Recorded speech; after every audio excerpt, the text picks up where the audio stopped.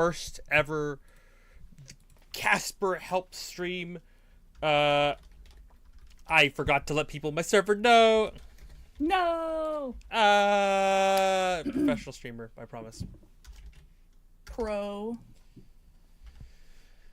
But let me get as I get some music here really quickly. The general way that it's going to work today is we have a handful of listings and characters and pitches on my Discord server, and we're going to be going through those, and I'm going to be helping these people with their characters. It could be anything from asking a simple question to doing something more elaborate, but I have a general like rough idea of how long I'm going to be spending with these characters and trying to get getting people to be pushed forward in certain ways.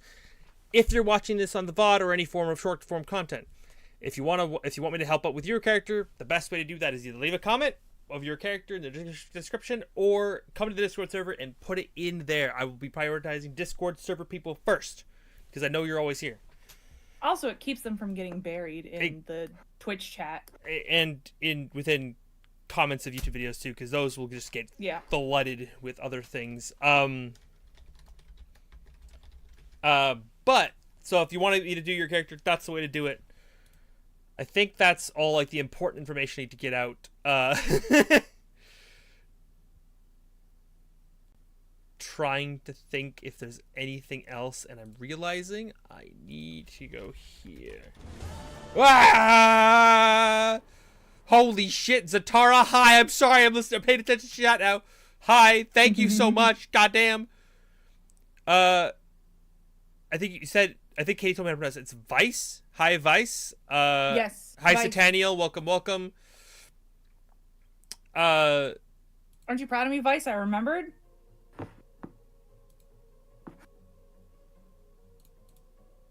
Okay, I got a little bit of music going on in the background. Oh, what if I do it this way? You can't hear. Hold on. Wait, you can't hear the... You yeah, can't you want hear. them to hear the music. No, oh. I can hear. You can't hear. I don't need to hear it. It's stream needs to hear it. That's true. I can play my own music. It's okay. I got you. Centennial got a nat 20. What? I looked away for a second. No, Oh, crap. Zatara with the 3. Hey, we'll take it. We'll take it at 20. And Vice is. Vice is proud. Yeah, they're proud of you. So. Oh, I can hear your music. Oh, Yeah. it's through stream. Yeah. No, I turned it on for you. Oh, thank Yeah. you. I'm smart. So climactic. I know. I'm just putting on. I need like the low key Arcane Anthems music, but hey, I'll put the whole volume on just to have something. I'm very like actually what we should do. Where's the this one?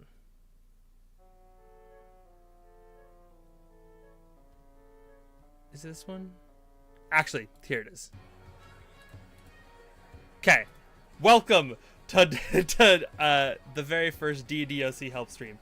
I've done a little bit of like thinking ahead of time, a little bit of processing, a little bit of understanding of what I would do to make these characters tick. Also, hi, Thunderbird Lover. I did see you. I just have been doing too much.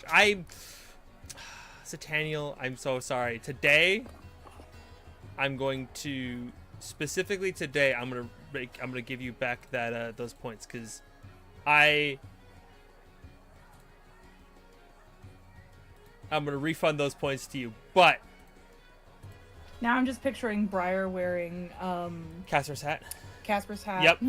I went there immediately as well. That was that's a visual for sure. I'm not gonna wear a hat today purely because any hat I have within reach is not gonna look good with this costume. Like that's not gonna look good. I guess I could wear like that's a glove. That's not a good hat. So definitely not gonna be wearing a hat today. But good reminder for me to make sure I turn that off next time I do a costume stream. But regardless, I guess I'm gonna just get straight into it.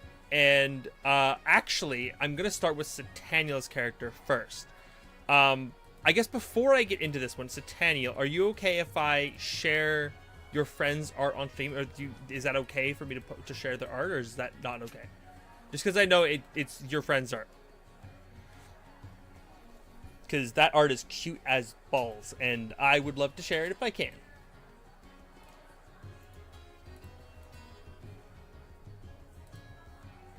They'll be fine with it? Amazing. So, Sataniel sent me this character art and said that I have your moth daughter's backstory all written now, but I'm struggling to give her character quirks. Stuff I have so far is she's possessive of people and things she likes, has a fascination with shiny things and rocks, and speaks with broken English. Her backstory is pretty much that she was the only person of her planet to survive its destruction, and she chose to hide in the planet prison, a place where the gods send threats to their safety. This obviously was a very dangerous. So when one of my characters, Scott, is raiding the place for confiscated items, he saves her from being attacked, and from then on, she's stuck to him like his shadow. Which is a very great concept already. I love the initial like backstory. You got stuff going on. It's like a very clear, like it's straightforward. It's not too complicated. Let's do this one. I'm gonna go a little relaxing for a bit. And I love the initial concept. And you're trying to find out like character quirks, and by that do you mean like things about the character that like the way she speaks, the way that she like interacts with the world, like are you going for something that's a little more like a negative aspect, like maybe something that's like, you know, a character flaw, or more like the idea of just like quirks about the character that make her a little more unique? Because you already have a couple there, I think, that are very important to point out. I think it's definitely good to have a mix, like something cute, something neutral, and something that's a flaw. Exactly. Like that's always a great method. Mm-hmm.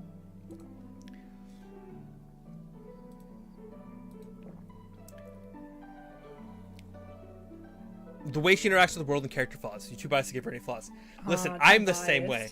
I have an immediate thought that if she is very distracted by shiny things, and if she doesn't understand the way the world works, it's very easy to lean into that kind of like a little bit of a kleptomaniac, like wants to collect things that are not necessarily hers. Like if I were to design her character, I'd probably lean into the aspect of maybe something that's a little more castery, but she could be a little dexterous and, you know, doesn't like, you know, she doesn't understand that you have to buy things at stores. On her planet, you just like buttons are not seen as things that are like very valuable, and the people can just take them off the street whenever they want if they find them. But no, you have to, if it's on a stall on a street, she has to buy it. Little things like that could be really good ways.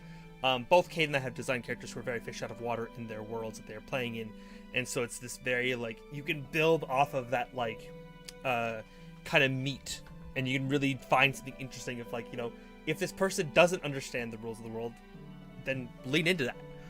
I love the idea in my head of like, she's stealing things, but it's like stealing the buttons off of someone's shirt, like, yeah, not valuable things. It's like, oh, this was shiny and I wanted it. Exactly. Like, it's like, also don't make it anything that has actual value. Make it really silly, mundane things. Like, I think Ariel, when she was like collecting her trinkets, like she was obsessed with spoons and forks and like thimbles. Like you're at a fancy dinner party and she walks out with a pocket full of forks. Yeah, like, exactly.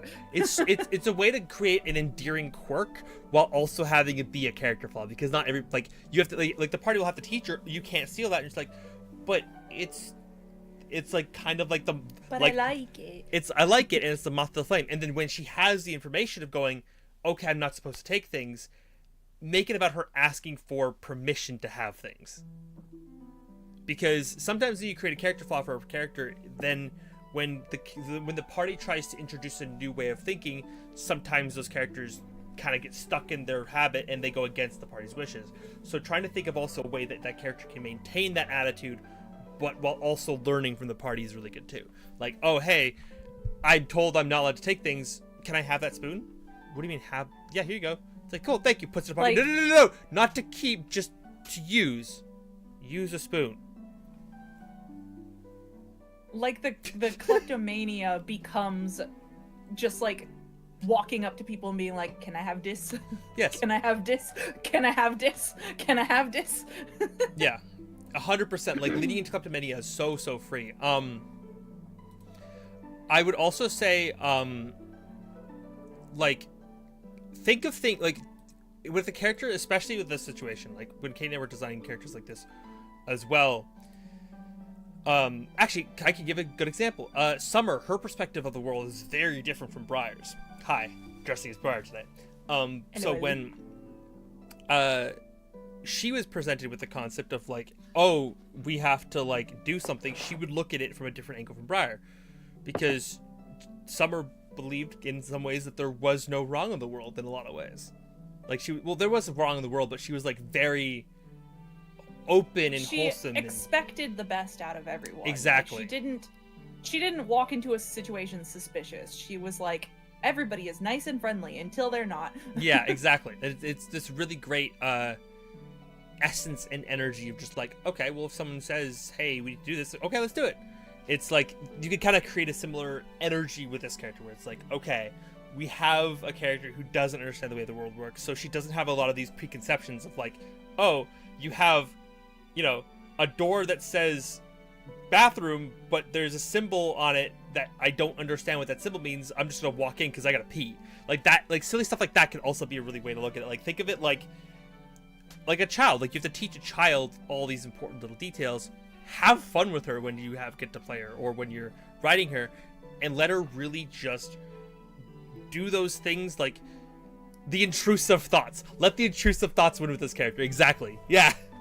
Yeah. Well, I think a great reference point is Starfire from Teen Titans. Oh, yeah. Because, like, she was an alien in the world, and she just kind of was like, I always think of her as just chugging mustard because she didn't understand that that's not normal. But she was like, I don't know, I like it. Yeah, exactly. So leading into that idea, 100%. I realize I should also be taking notes, but I wanted to kind of just like go because I've been thinking, because you were the first one to post, so I had a lot of time to think about this character and I had a lot of immediate thoughts about it. She steals spare screws from your tree mechanics. Exactly, like steal spare screws, nuts. If she has any magic or like tinker ability, maybe she builds things with them. Like kind of think like how we would find a couple Lego pieces and we sort of see how they fit together. She might do the same because she's trying to understand how things work. So there's, especially around a bunch of engineers and mechanics, it's like, okay, well this can spin onto this, so that's where it goes. And then she'll be happy, then give it back. Or like she finds it goes with her and she keeps it. Also Wally, another great reference point. Yeah. Doesn't know what Rubik's Cube is. I also love the idea of like her kleptomania seems innocent, but she can learn the lesson of if you steal certain things, there's a cause and effect. Because I was thinking about how I said steals the button off someone's shirt and then their shirt falls open and they're just like, ah, or stealing screws. If she steals screws like out of your bike, then the wheels fall off. Like that could be like a funny lesson that she has to learn. It's like, okay, maybe your party's okay with her stealing stuff, but it's like, you have to steal things that no one's using. You can't steal the screws out of my bike because then I can't use the bike. Exactly. And let her, with a character like this, it's really easy for that character to be annoying. And I've played with people in the past who built the character who is very annoying to be around. And those characters can really suck to be with as a party if you're trying to be serious. And you can have her, like, make sure that when you're playing a character who is very silly and wholesome, to also find those serious moments and like have her understand and grow from the lessons she's learning. Like in the case with Starfire, she would down mustard because she thinks it's yummy, but also there's a lot of beautiful moments with Starfire and with Wally where they learn those situations where they go, okay, this is how this world works, and I'm learning about what's right and good and how I want to sit on that line. Mm-hmm. I think it's also very important with the character. It's very easy to forget with a character like this. But yeah. Any other follow-up questions you have, or do you feel satisfied? Because immediately the klepto thing came to mind. I was like, it's so free.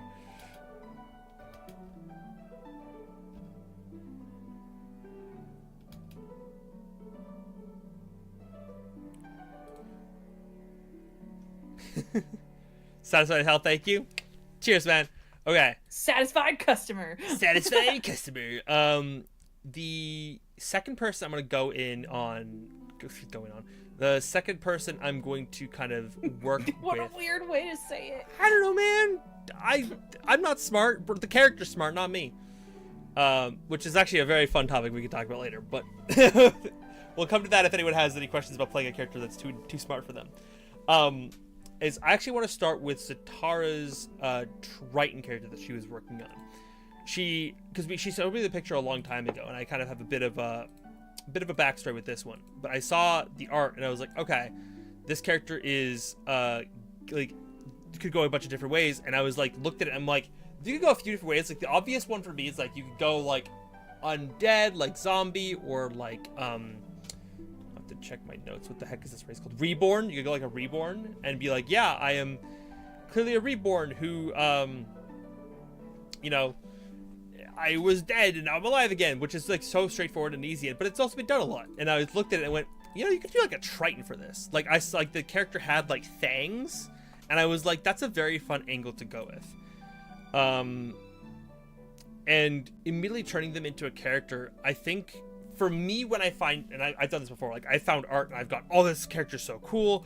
I don't know what I'm feeling. I don't know who they are yet, but I want to get from having a base art concept and then having maybe like I visually can like see a race right away, but then okay, I have the race and I have this art. How do I turn that into a character? And actually I have kind of like 3 things I do when I'm looking into that kind of thing.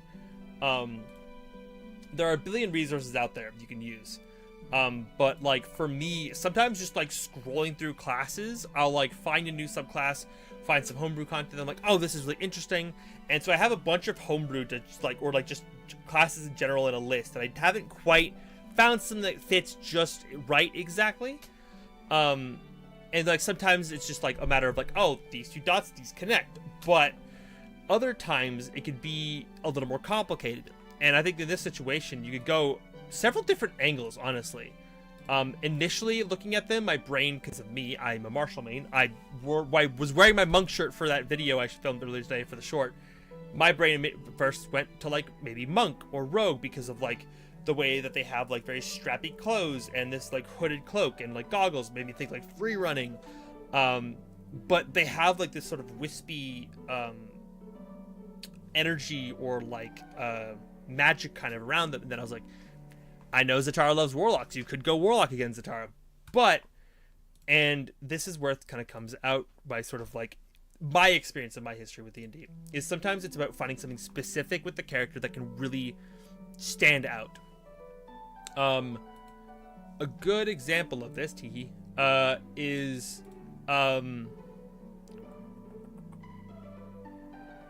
actually, if I'm gonna use Briar for this, for instance, if that's okay, Katie. Why are you asking me permission? Because I want to show your art. Oh, okay. Yeah. I was like, he's your character. What do you mean? Yeah. So with the example of Briar again, I like was so fixated on the concept. Briar's concept is very simple. It started with the concept of I want to play a caster because I never play casters, but also I want to play a wizard who doesn't use the traditional arcane focuses. Hey Az, hi Lindy, welcome. So I was really focused on the concept of like, okay, I don't want to use an orb, I don't want to be like a wand user, I don't want to have this big staff, and I was thinking like, okay, what's something that's practical but also feels akin to how they'd want to cast spells? And my brain was like, a glove would be really cool, some sort of arcane, technologically advanced thing where you have your focus built into the glove. And I was like, okay, there's something there. So I started working with that notion. Of course, I have a lot more of Briar's character. He's got the whole Blake half and a whole story, like everything's happening there. But sometimes just having a simple thing to fixate on can really start developing those snowballs to push your character in a direction you weren't really necessarily invested in. So when with Briar, I was like, I wanted to use an arcane focus for this wizard that wasn't traditional, and that kind of helped build out some of his story points. So with your character Zatara, I noticed that he also has these like glowing like tattoos, and you could say maybe that's a cultural thing that's tied to the Triton like village he's from, but for me that leans to this notion of there is a sorcerer subclass by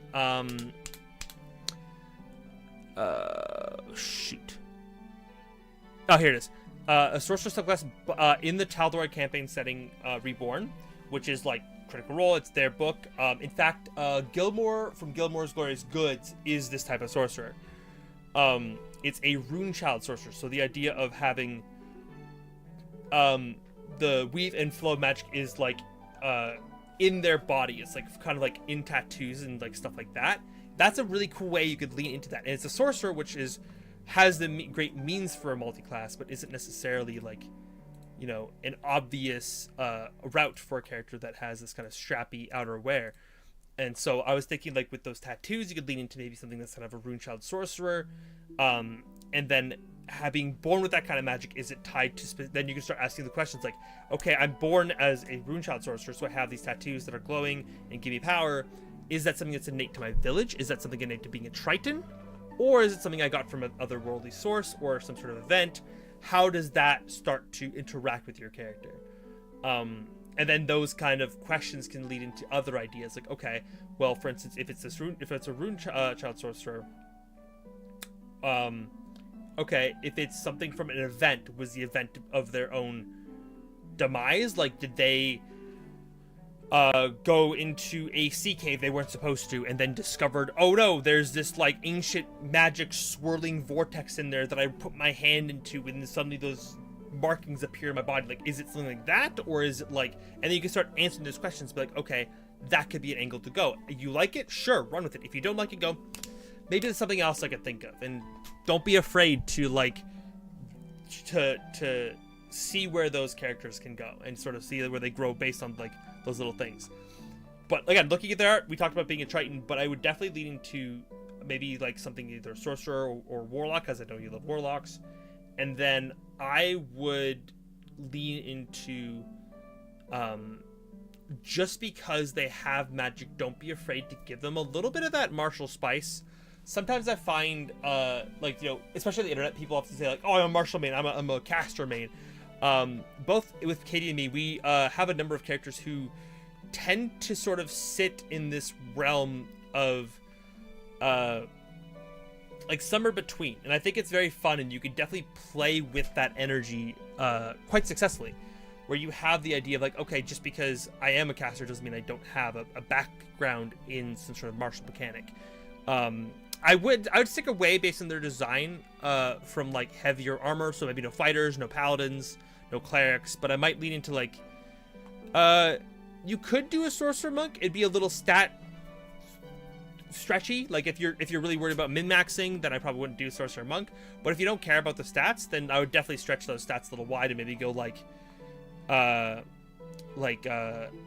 maybe monk sorcerer, maybe rogue sorcerer. There's a couple of angles there.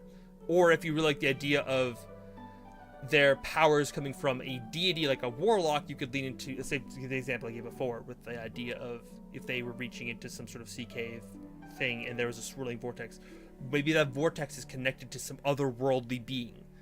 You want to go that route. You could also completely go that route and be totally fine. I've been rambling a lot. Zatara, any thoughts, queries, qualms, questions?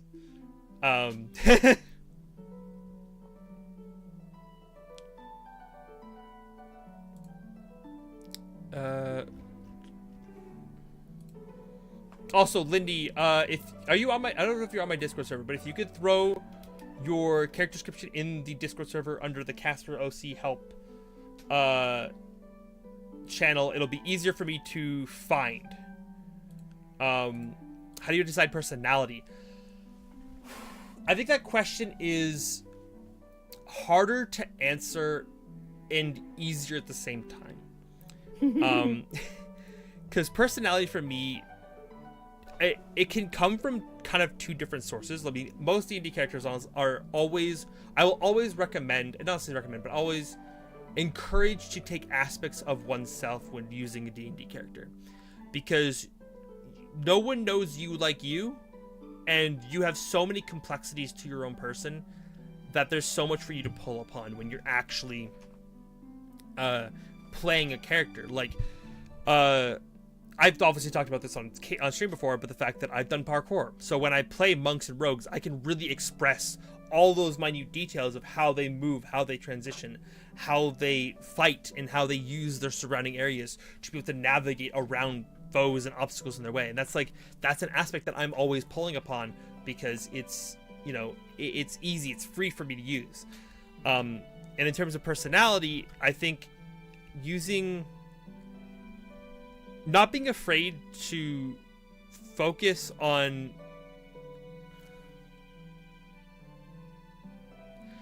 you know what? Actually, for this character, I think I will offer this.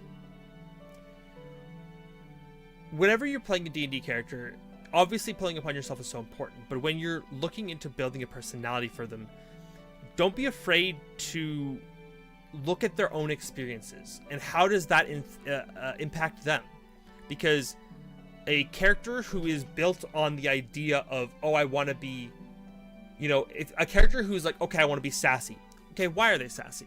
What in their story makes them that way? And it makes it so that character feels like every decision they make comes from a place of importance to them, rather than just being like, oh, I'm a wizard with a glove because I like gloves. Like, there's a reason behind that. You know, in Briar's backstory, why does he use a glove? Well, it's been given to him from a predecessor. It's why he holds it so closely. Like, it's there's that kind of levels of detail. Or like in our campaign, why was he a little shifty? Because he had a checkered past. Yeah. Like, not just because he's shifty for no reason. It's like the backstory informs the personality.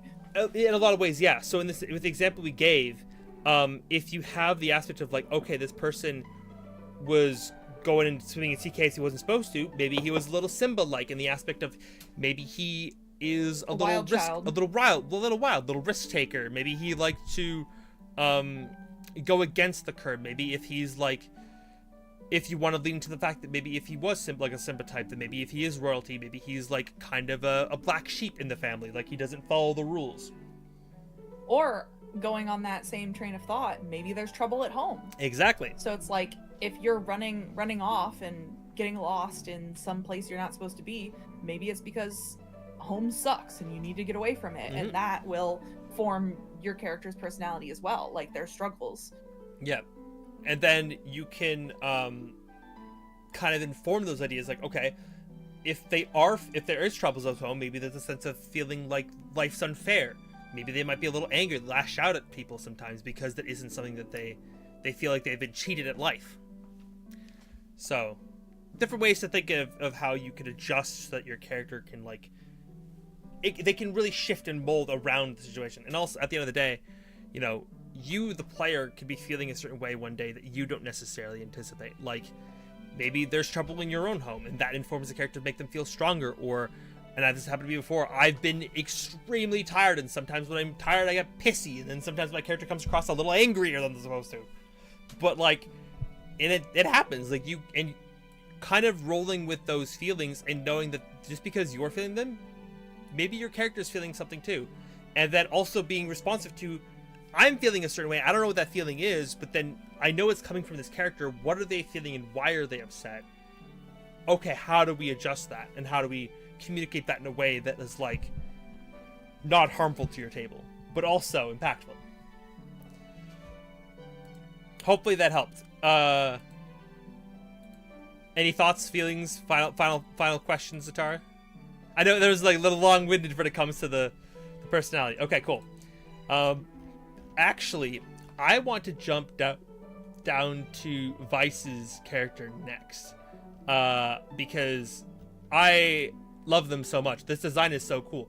Once again, Vice, are you still here? Let me double check, see if you're still here in chat. Vice, I think you're here. Vice. If you're here, say hello, and then I would like to also ask once again permission to showcase your art on stream because it's so pretty. I love the character design. Yes, Thunderbird level. I'll catch you when I get a chance. Cool. Just one more time. Thumbs up. I'm going to show your art on stream.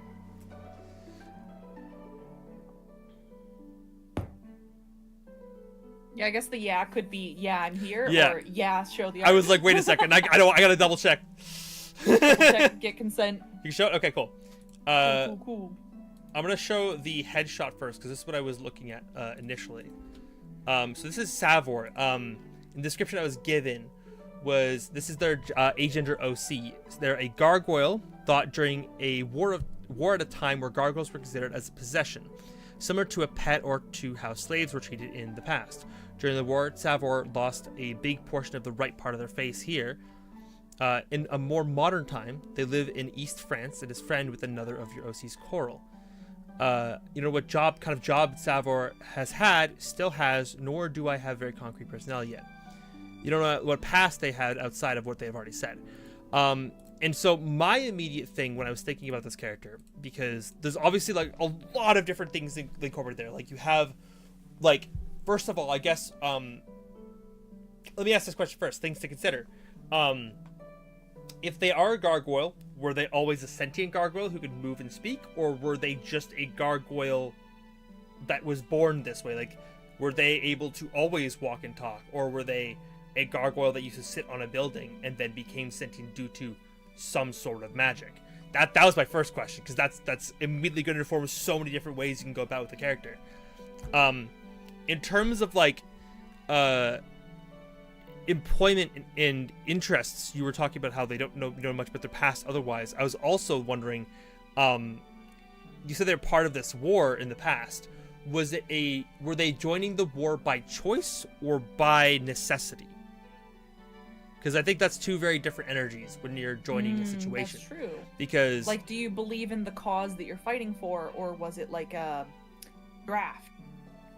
Exactly, because that could be two very, very different energies when you're designing someone with a great history. Because if it's someone who was drafted, they may not have wanted to gone to war, and whatever they did before the war was probably more important to them, and they would have gone back to that the second they got the chance to. Or if they were changed by war, maybe they couldn't go back to that previous interest that they had before. For example, if they're a blacksmith, I was a blacksmith, I got drafted to war, I come out of the war and I can't look at a weapon again. So I decide to go into something else, like gardening, for instance. I become a gardener for a big, or like a farmer, because I can't be, and I'd rather see life grow than build weapons that were taking it apart. Like that's just such a simple concept, but like, it informs other decisions. And also that is a character, I want to write that down now.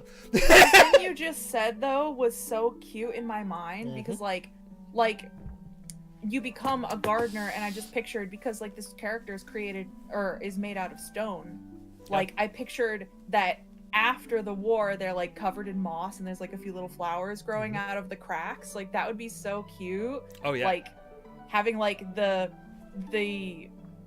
hardened like war veteran turn into like a druid. Yeah, 100%. Also, hi Corey, welcome. If you have a request or a thought about a character that you want help with, as people are coming in, just a quick reminder, just if you want to join the Discord server, I'm taking them. I have a list there, and I mentally keep track of which ones are there. We have a channel called whoops. No worries. It's called, the channel is Casper's OC Help. I'm going through and I'm gonna be deleting the comments that I've already covered, so that I can like keep track of which ones I have done. But it's just like it's easier for me to keep track of them all, especially for the first time. Trying to get back into D&D. Oh well, welcome. This is the perfect place to get back into D&D. I quit for a year and I came back and I made up my whole personality.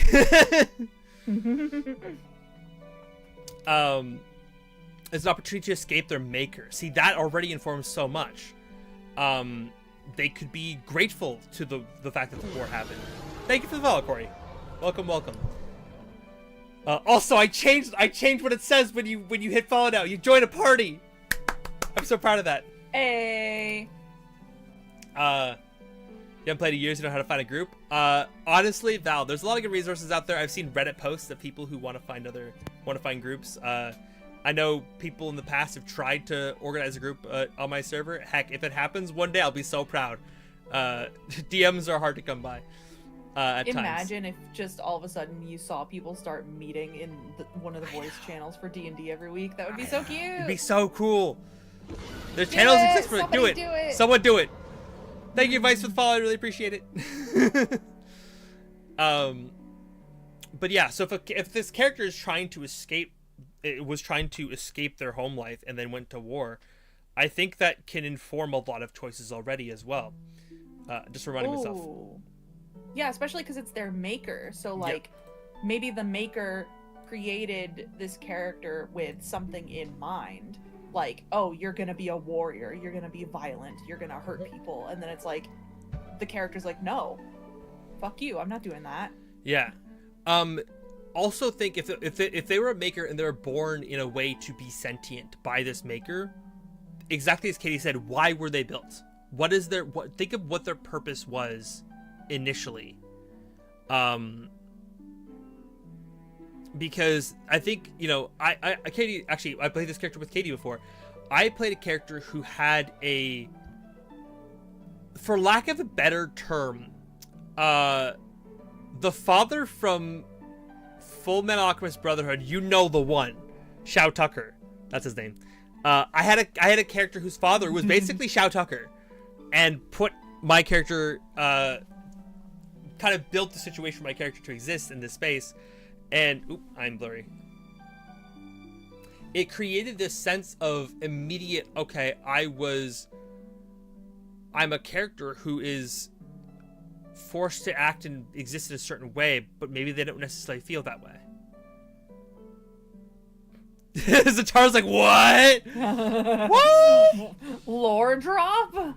I'm trying to remember, was Zatara part of that mini campaign? I don't think so. No. I don't think so. No, those were different people. That was different people. Yeah, I built a Warforged.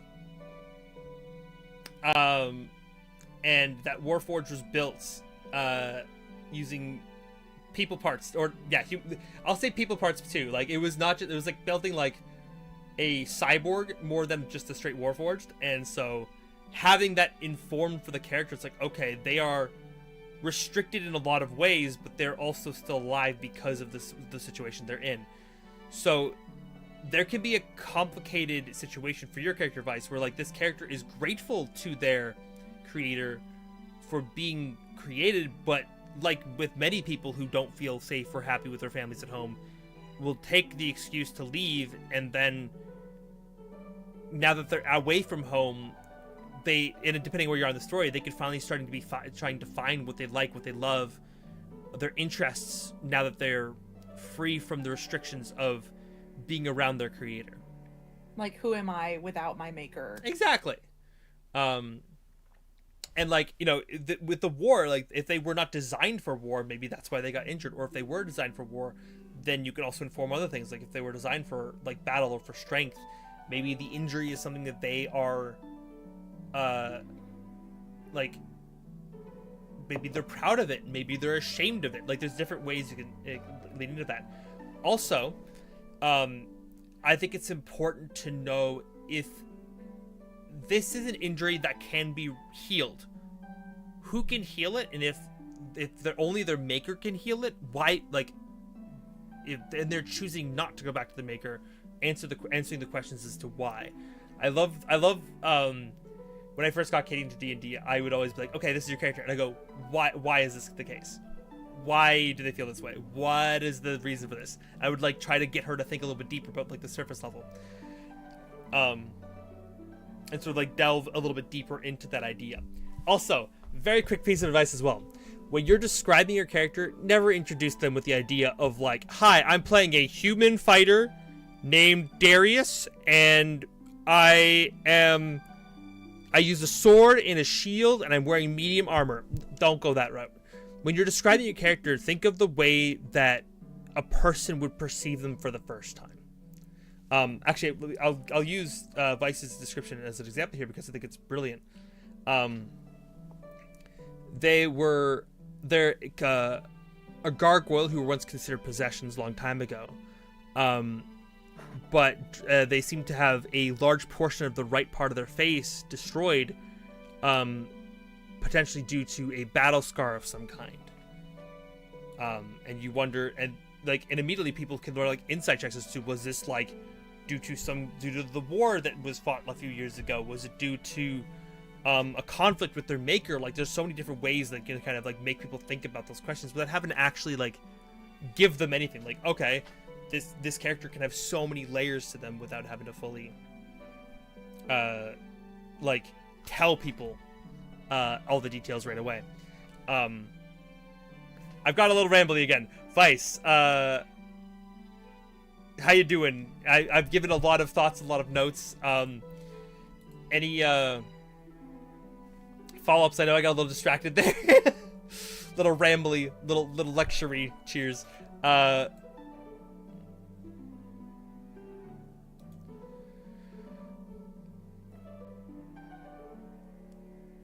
Also, another point of information: if you're gonna play a character who is considered a character who is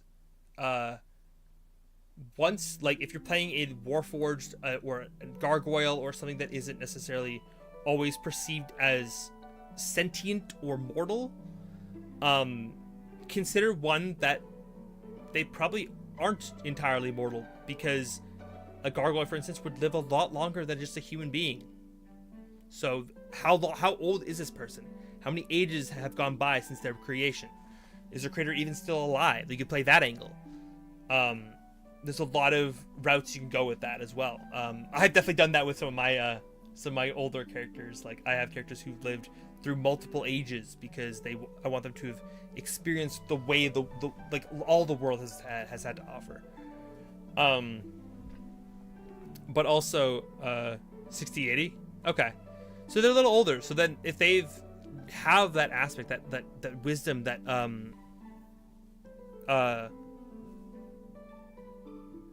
if they have that, like, experience, what does that also inform about their character as well?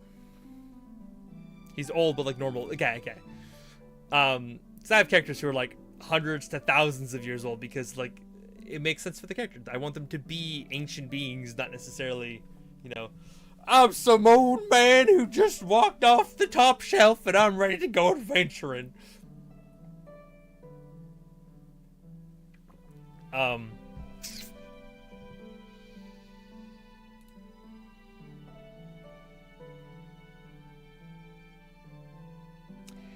Here's a thought as well, Vice, is that if a character comes out of war, sometimes they aren't good at holding down jobs. Get a little real for a second.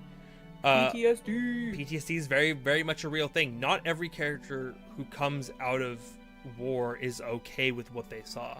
And if they were living a sheltered life at home and were just perceived as an object, again, like, if what they were fighting for wasn't something they truly believed in, they might not come back and be able to hold necessarily one clear job that they liked. It could be that they did a lot of odd jobs. Maybe they were a gardener one day, a scarecrow another.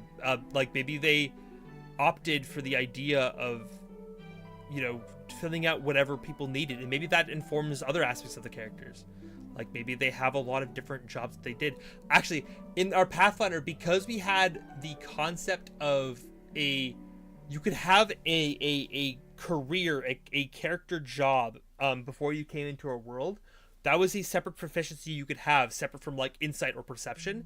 And oftentimes, I had characters who had really interesting jobs, and then I had one character who had, I think, like, it was either 2 or 3 jobs, and I would pull upon those proficiencies a lot because I wanted to have access to that specific skill set. And so you can pull upon those ideas as well. It's like, okay, if this character has had, like, 30 different jobs over the course of the first couple of years when they got out of the war, maybe they didn't really nail any good proficiencies when it comes to those jobs, but they were able to do kind of a jack of all trades energy. Maybe that comes out in the character in other ways. Or, like, you could lean into that idea as well, where it's like, hey, okay, I'm playing a character who has done a lot of odd jobs. Maybe one day, like, they're with their friend, and like, their toy breaks, and you go, I can fix that, and then they pick up the toy, and they are able to, like, meld it back together, whether with magic or whether with their own skill, because they saw someone do it and they were able to emulate it for the job they had to work for that, like, 2 months they were there. But it's not something that you necessarily expect right away. Exactly, Lindy. Like, the lack of support system in some cases, having a hard time adjusting. Like, when they came out of the war, if this friend Carol was right there and, like, supportive of them right away, how does that inform the decision? Are they the kind of person who now is stuck, like, leaving, like, with leaning on someone who is, like, maybe this Carol person is, like, leaning on them, like, leaning on this Carol person like they were their maker, like a new parental figure? not necessarily that you don't have to do that, but that you could do that in a way that's not even necessarily a bad thing. Like filling that void of like, hey, I had a shitty parent and now I've moved out and I have my like, let's see if we get a good example of this. Okay, you have a shitty situation at home and you move out and then you meet someone and then you get involved with their family and you're getting married, but their parents love, like, care for you in a way that is their own son, or maybe you get adopted. Like, there's lots of different ways where you can have a new parent and it is a positive experience, and it doesn't have to be like I'm replacing them. Or another thing I was picturing was like Not and Caleb, like especially the way they've been portrayed in the first season of the animated series. Like, Not just kind of swaggers in and adopts Caleb, and it's just like, 100%. I am protecting this boy and he is mine to protect. And it's like, it's not a toxic relationship. It's like, Not enjoys being the protector and wanting to make sure that Caleb succeeds. 100%. Not cares about Caleb's success. And it is a parental figure in the fact that she literally wants to see Caleb succeed and wants to see Caleb heal. Like, that's just such a parental concept. Care about another bit of baby back then, like not even born. In that case, that's totally fine. Why? Like, here's another question. Sometimes when Katie and I are divining relationships between our characters, we always ask the question of, okay, we want these two characters to be involved. Why? What is the interest to these characters? If two characters don't work together, we'll move on. We'll pick a different character to work together. How do these characters meet? What is their immediate draw to each other? Why is there a like, what's the reason for these two to want to stick together?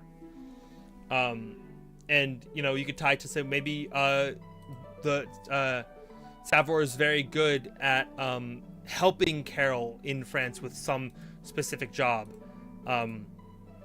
Maybe because of maybe they were built as a translator and they can translate Carol's native tongue to the people who live in the city. Like, there's so many different ways to go about that isn't necessarily what you might accept. Exactly, Lindy. Coral could also be more of a younger sibling type of friend, someone that Savor feels like responsible for. Could also go that route. There's a lot of different energies to go. I've been given a lot of pitches. If anything's been standing out, advice, let me know. Music's also really good at 100%. I have had songs inspired characters. I've had characters that I've designed that I felt strong about, but then when I hear a song and then I imagine the story to the song, it just sends my brain through like the immediate tingles of like, I can serotonin, my serotonin flies and I go, I know everything about this character now because of the song, and it hits. So yeah, maybe that's another way to go about it as well. Let me know if anything has been good or bad for you, Vice. I've been giving a lot of information, so forgive me. It's also very hot in here.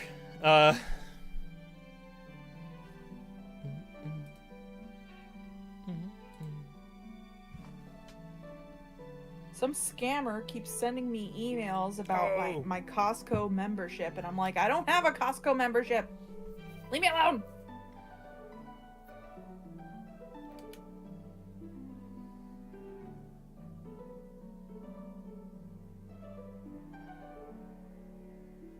Vice says it's been great.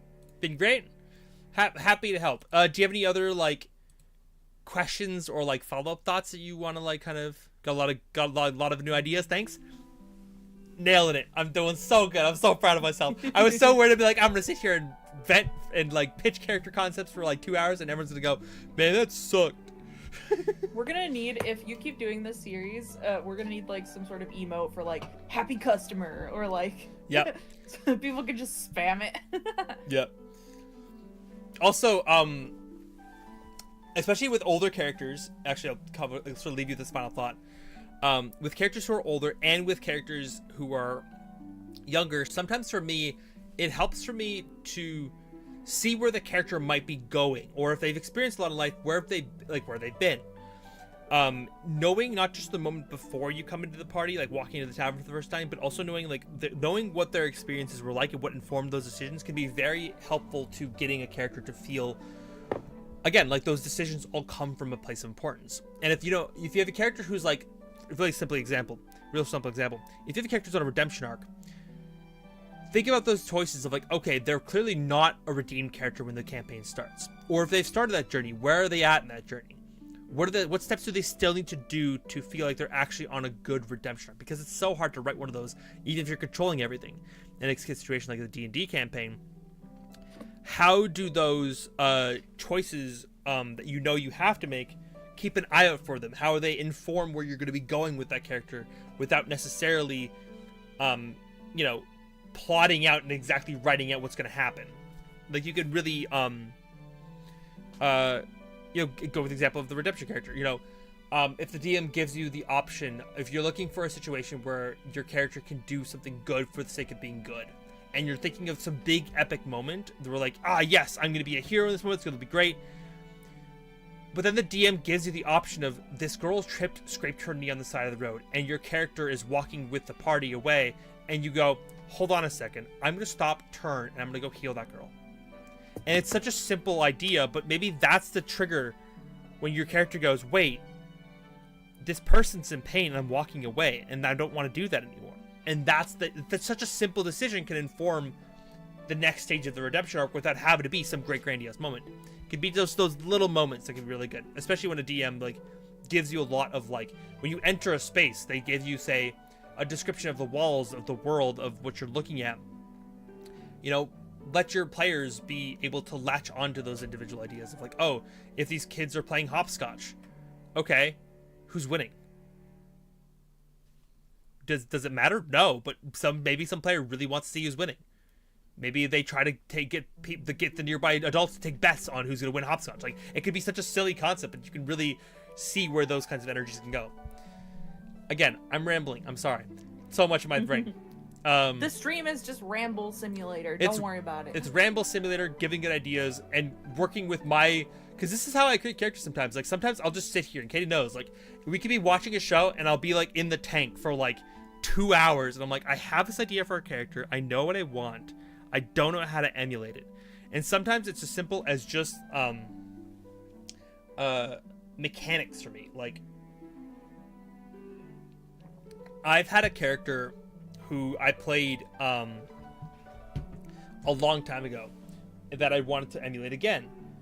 And sometimes it's just a matter of making it so that the character feels right for me mechanically, and like I want to do something very specific. It's like, okay, I don't know, I like the way that I saw this character move in some show. Okay, I want to emulate that, but then how do I do that in a way that feels good, but then also tickles the brain in the way that I like? Because I came from Pathfinder, where like in Pathfinder, if you wanted to do something, every fucking conceivable little tiny bitch ass detail was a playable thing.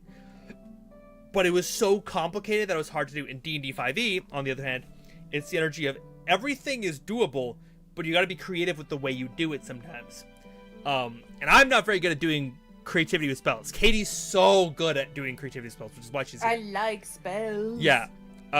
Katie has had some really brilliant concepts for characters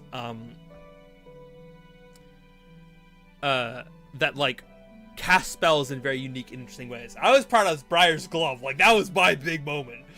So it's like this very differing, like for me, like, I'm really proud of the way that I describe my character who fights with basically Captain America's shield, how she would flip and then bounce the shield off of a wall, off of a surface to hit someone that she wouldn't normally be able to hit. And the DM would be like, you can still try, roll an attack. And I'm like, cool, bing, bing, bing, hit them, move on, let's go.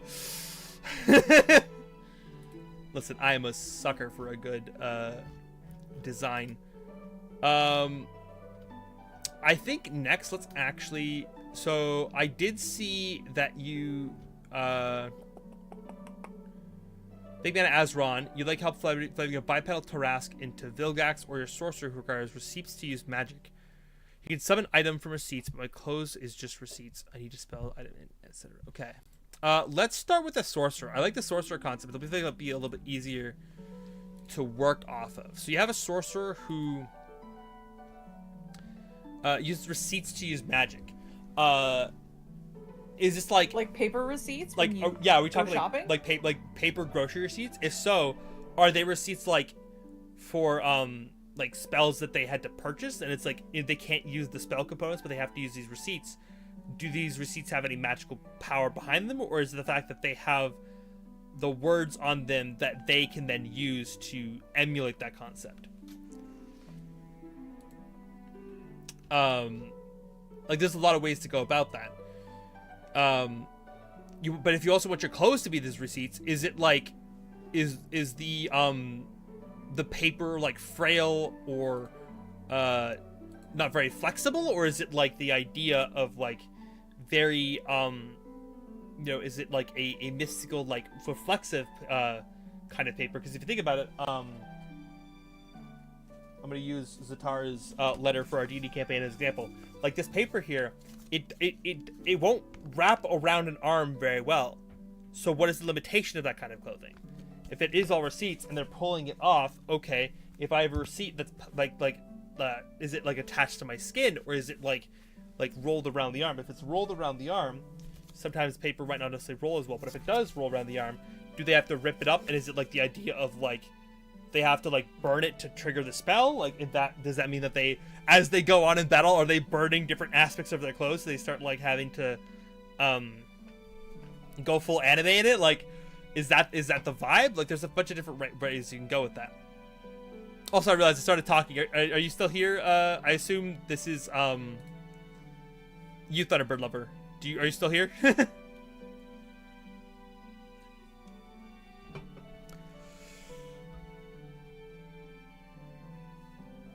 Yeah, it'll be actually 2 seconds. I'm still here. I can still hear y'all. I'm just gonna quickly go open my window because it's too damn hot in here.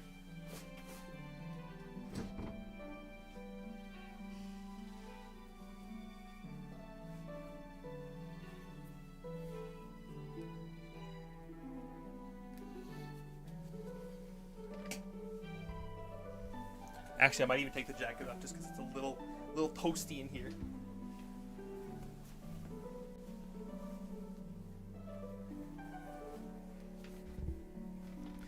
Ugh.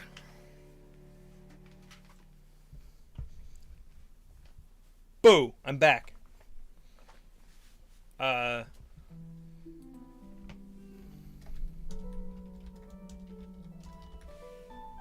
do a little one of these.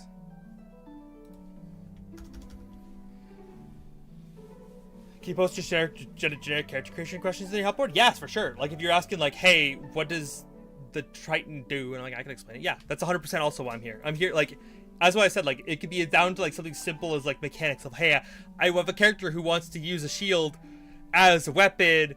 How do I do that? I'd be like, well, I've done that. I got a character who does exactly that. Okay. It looks like we may not have Thunderbird Lover / Big Man Azron here right now. I might, I guess, come back to them. I might jump forward and come back to it. Courier, are you here still? Courier Nightingale, I have information from. Are they here? Teehee. They might not be here. I might just jump right to Lindy then. Oh. Lindy's jumping the line out here.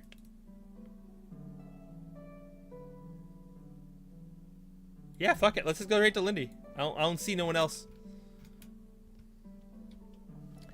So we'll do. Actually, let's just do one of these, and then I'll do one of these. Nope. Can I like make this separate, please? Thank you. I want this one to be titled. There we go. Okay, so we'll do Lindy next. So Lindy says, you were thinking of trying to see if your character Thea would work for D&D.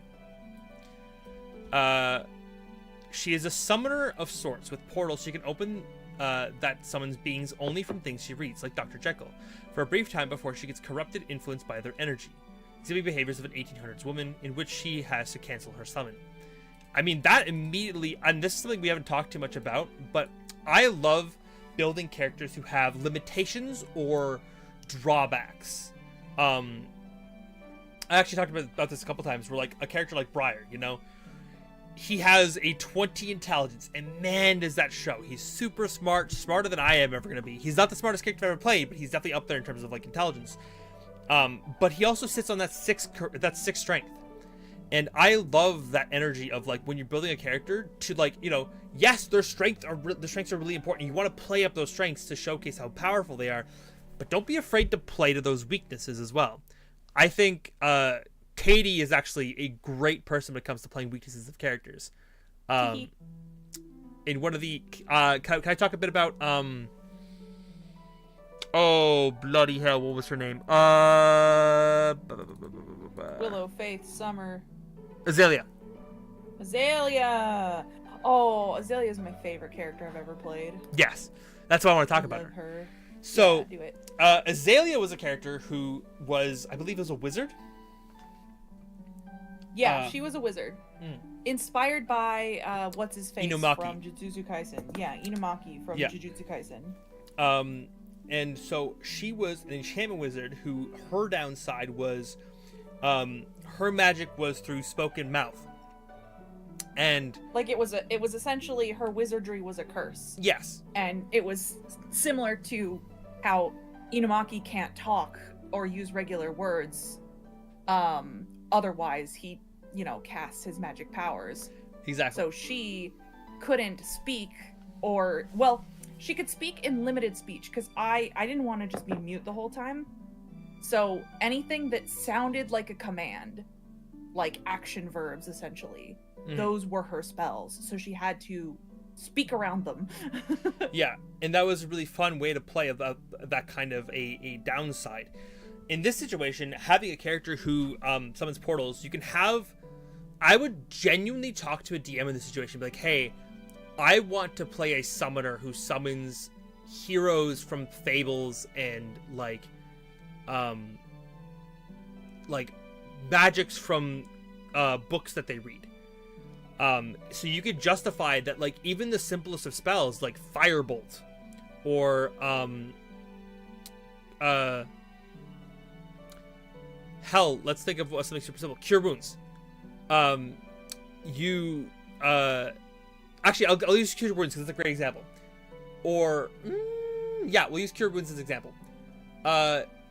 You have a character who uses Cure Wounds, but instead of like casting the spell Cure Wounds and touching them, you use your summons and you summon this ancient cleric of like some powerful goddess, and then she's the one who does the spell for you. But if that spell only lasts around, you know it's safe to summon them, so you can do those small summons easy. But if they say the spell is like summoning like a demon, or like even something like Longstrider, which lasts an hour, you know that that's going to start wearing on your body and your conscious, and you could say that the concentration is harder for you to manage. So like as time goes on, you have to start making those concentration checks. And maybe that there is a benefit to you having to go through this extra leap for magic. Like, in the case, again, I'll go back to Briar because I'm cosplaying. He's the front of my mind. But, like, the aspect of Blake. Like, Blake is a strong fucking being. He is a powerful character. But he's also a downside. The concept of having a character who has both 20 strength and 20 intelligence is really fucking broken. Especially when you look at the rest of their stats. But if you think of it that they only have each of those stats at a time, and then they're juggling between those two stats, like, it creates a sense of like, okay, this character has this flaw to build around. So if I were to build this character, I would first off, like, if this character has any other innate traits that are beyond human, look at those races. But if they're thinking, I'm just a human with maybe some innate magic, there are the, I'm gonna pull up my notes again. There are these, I think it's the Eberron book that released, humans and different races with marks, And those marks have innate casting built in, so that if they gain levels in casting, they also have access to these spells. And those could be like the main summoning spells you have. It could be in this case, maybe the mark of making is yours. And those spells are tied to specific summons that you know from your past, that you read, their favorite books or whatever. So as you're using those spells, those are ones that are very connected to you. Could be a way to go about that.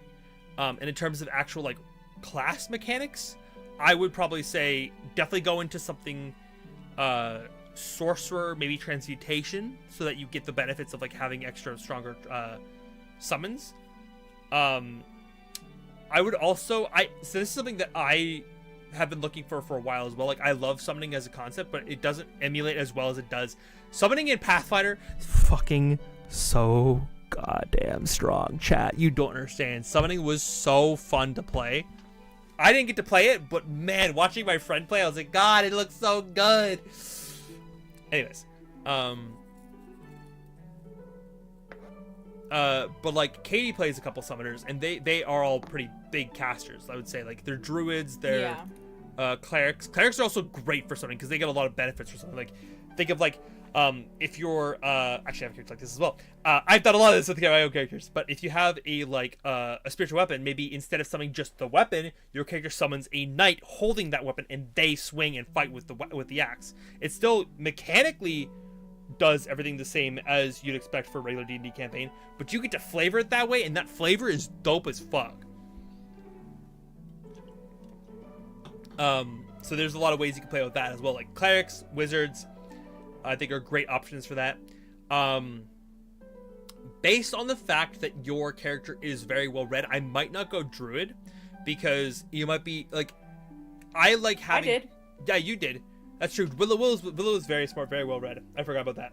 Well, because druid, it actually behooves you to build an intelligent druid, because druids, if you're gonna lean into wild shape, you don't need any physical stats like at all. So you can make them both wise and smart, and they can just be a brainiac. That's very, very true.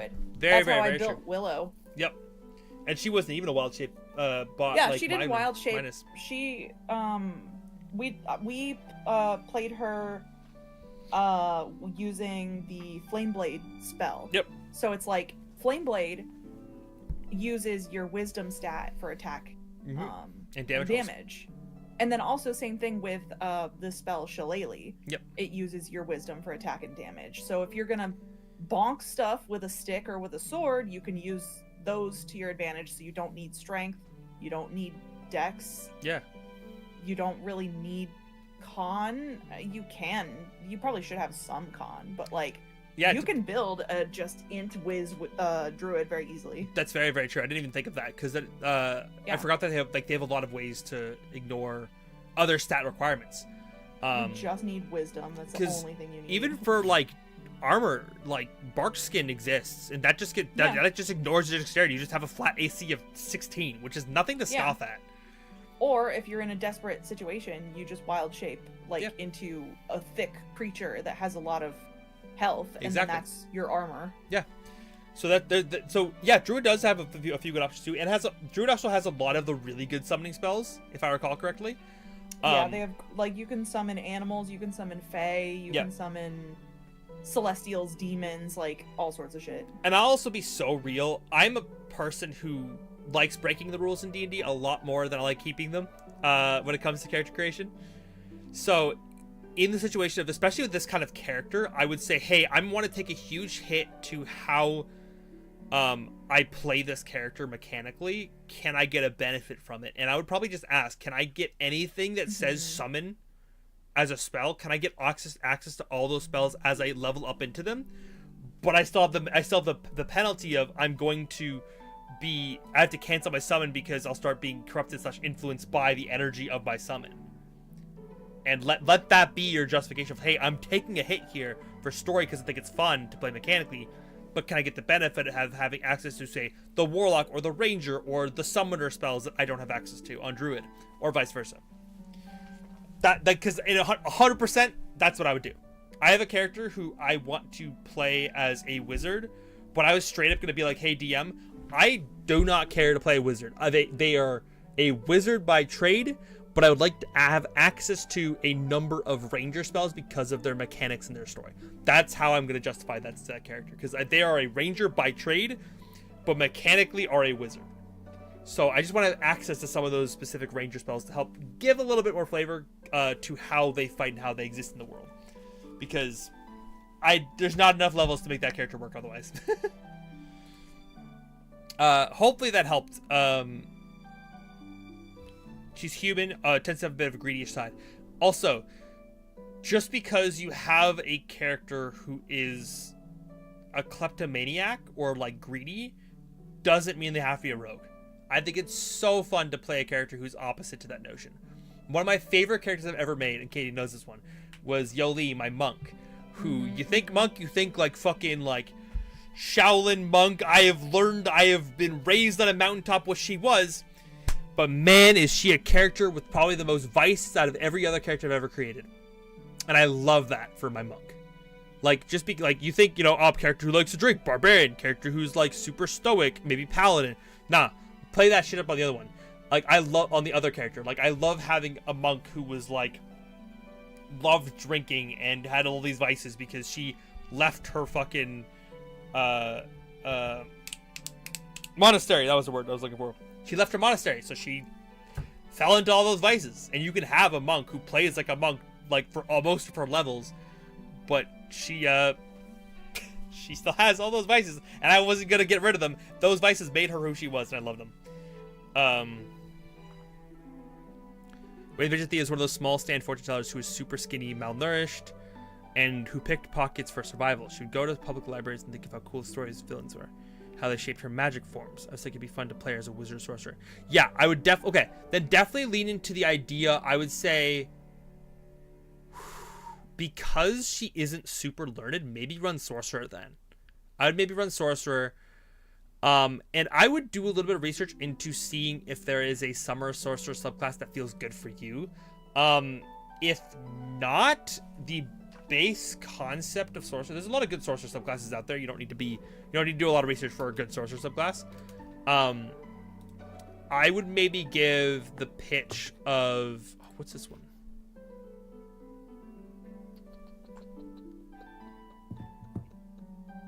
No, not that one. Actually, this could be a very fun thing for you to lean into mechanically.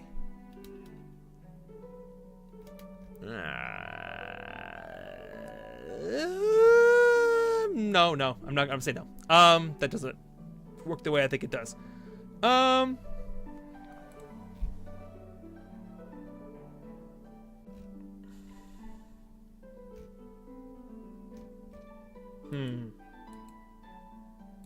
Oh, actually, super obvious, super simple. Shadow sorcerers. You could go a little bit into that, like, again, pulling on Jujutsu Kaisen, you go a little bit into that Megami route, and have it so that when you summon, you, like, make these summons, and there are, like, corrupted, shadowy figures, and that's where that, like, corrupted, like, influence comes from, is that you're summoning, like, monsters from the shadows. I don't remember. I think it's like he does like this or something for his like dog summon. So when he does the dog summon, he summons the dog, and it's like this corrupted demon dog, which is cool, and then that's awesome. If you go the Shadow Sorcerer route, you can easily have a bit of that like tricksy kind of like pickpocket vibe in there, and then also have that the reason for the corrupted aspect pulling into your magic that's already innate for you. And that can be a really fun way to build on that. And you also get a free summon at level 6. So, I mean, win-win situation in my book. I would say that's a fucking freebie. Yeah, because, like, doesn't Shadow Sorcerer say you summon a shadow dog, right? Hound of Ill Omen, level 6, baby. Yeah, but what I love doing with those types of things is I love retexturing it. Like, there's no reason why it needs to be a dog. If you have, every time you summon your Hound of Ill Omen, it could literally be, like, a different creature that you summon. Yeah, it could be some beast from your favorite fairy tale growing up as your character, that is, not as you specifically. Like, yeah. I don't expect you summoning fucking like Cinderella, but like, if you're, it could be. Yeah, true. But it's the idea of like, because again, like the nice thing about 5e is it's so simple in a lot of its situations. You know, if it says 1d6 like piercing damage, maybe instead of it being like it's like, okay, it's instead of it being a thing, it's a person with a dagger that only does piercing damage. It does 1d6, but that's their attack. Like a corrupted version of Cinderella, and she pulls off her glass heel, and it's now a dagger, and she stabs people with it. Like, that's fun. Yeah, for sure. Time out, Luigi. I am currently jumping back and forth. I will give you a link to my Discord server. I've been going through those ones first, so if you want to be in the top of the queue, that's the place to be. I will at some point ask for you know, if I missed anyone, if anyone has any questions or things that you want to see, I'll open it up to chat. But if you want to be in the queue Discord server, Casper's OC help, that is the place to be for me getting all the information as fast as possible. I keep reading Top Hat Waluigi as Toph at the beginning, like from Avatar, and I'm like, Toph at Waluigi? What does that mean? It's the new ship. Yeah. Yeah. Toph X Waluigi. Yeah, it's my favorite ship. My favorite crack ship. Yeah, it'd be great. I can't wait to play my Shadow Sorcerer. God, I can't wait to play the character that goes with the Shadow Sorcerer. Dude, that character is gonna be so much fun. Oh, I get to play like edgy, like fucking emotionless bitch vibes. I cannot wait to break the table with that story. Oh yeah. I do kind of think when we play that pair, we should record it. Like, yes, it should be part of a recorded Yes, campaign. 100%. I would love to do that. Oh, that'd be so good. That's the only reason we're not telling you more about those two chat is because we want to give you the feels in person. Yep. Actually, that's what we should do is like try to hunt down try to build a new squad for a recorded campaign and have it specifically be for those characters. Yeah, I would. That'd be great. I'd love it. It would be fun. It would be fun. Yes, 100%. We are here to tease you with content. Teehee. It's what we do. Mm-hmm. It's what we do best.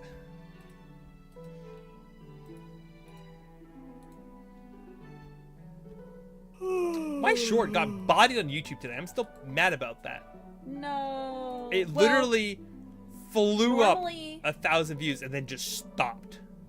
Normally, videos that advertise something, even if you don't mention what you're advertising, like you didn't say Twitch or YouTube in the video, still, if it's like strictly an advertising video, a lot of times the algorithms will shit all over it anyway. Yeah, it's like, oh, you're advertising something, stop it. Yeah. That's why I disguise my advertisements as like fun meme videos. Yep. One, because it's more fun and it's less like annoying. Like, I don't have to be like, hey guys, come order from my shop. I can just be like, funny meme, LOL. Also, look at my cool shirt. Yeah, exactly. But that's the point. I do it also so that the algorithm thinks it's a funny meme video and not an advertisement. 100%. Cool.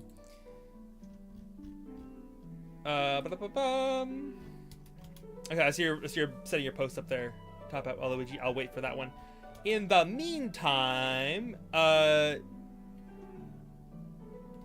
Courier Nightingale, did you pop in the chat? Or I also saw Big Man Azeron. Are you also in chat so we can discuss your character? If not, that is okay. I just figured I'd ask. Thunderbird Lover, if you're still here.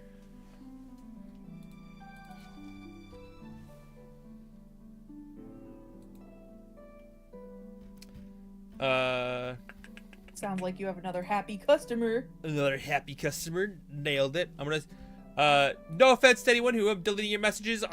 If you have any more questions, feel free to give me follow-up stuff. I'm just deleting so I can keep track of who the heck I'm putting where.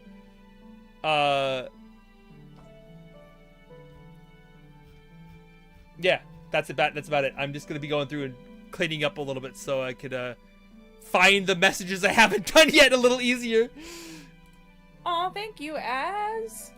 That's so exciting. I would love to draw for you.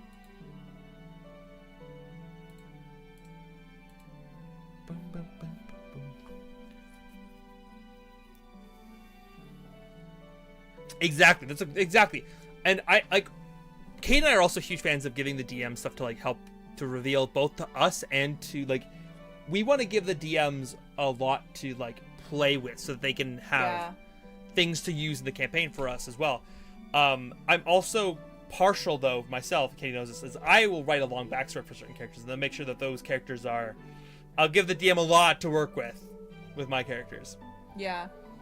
I love giving the DM just enough. Like for one campaign that I was part of and unfortunately no longer I'm a part of, I gave a very like detailed story about how my character lost her twin sister in a fire, but I didn't give the detail of how the story or of how the fire started. So it was like I was like, please fill in the gaps, like please, like if there was some sort of secret like person who started the fire to kill her on purpose, or if it was just an accident, or if there was something else going on, like please figure that out and fill it in and then reveal it to me because I don't want to know. Yeah. Whereas I like to have a little bit more of a knowing. Like I like to work with the DM a little bit more, and I like to like have fun reveals for the party. Yeah, I like fun reveals from me, but then also fun reveals for me. Like I like to be surprised, but I also like to surprise the party. So I try to like do a mix. Actually, since we're just sort of seeing how the people go, before I jump to Tapa Waluigi or Zatara's other character,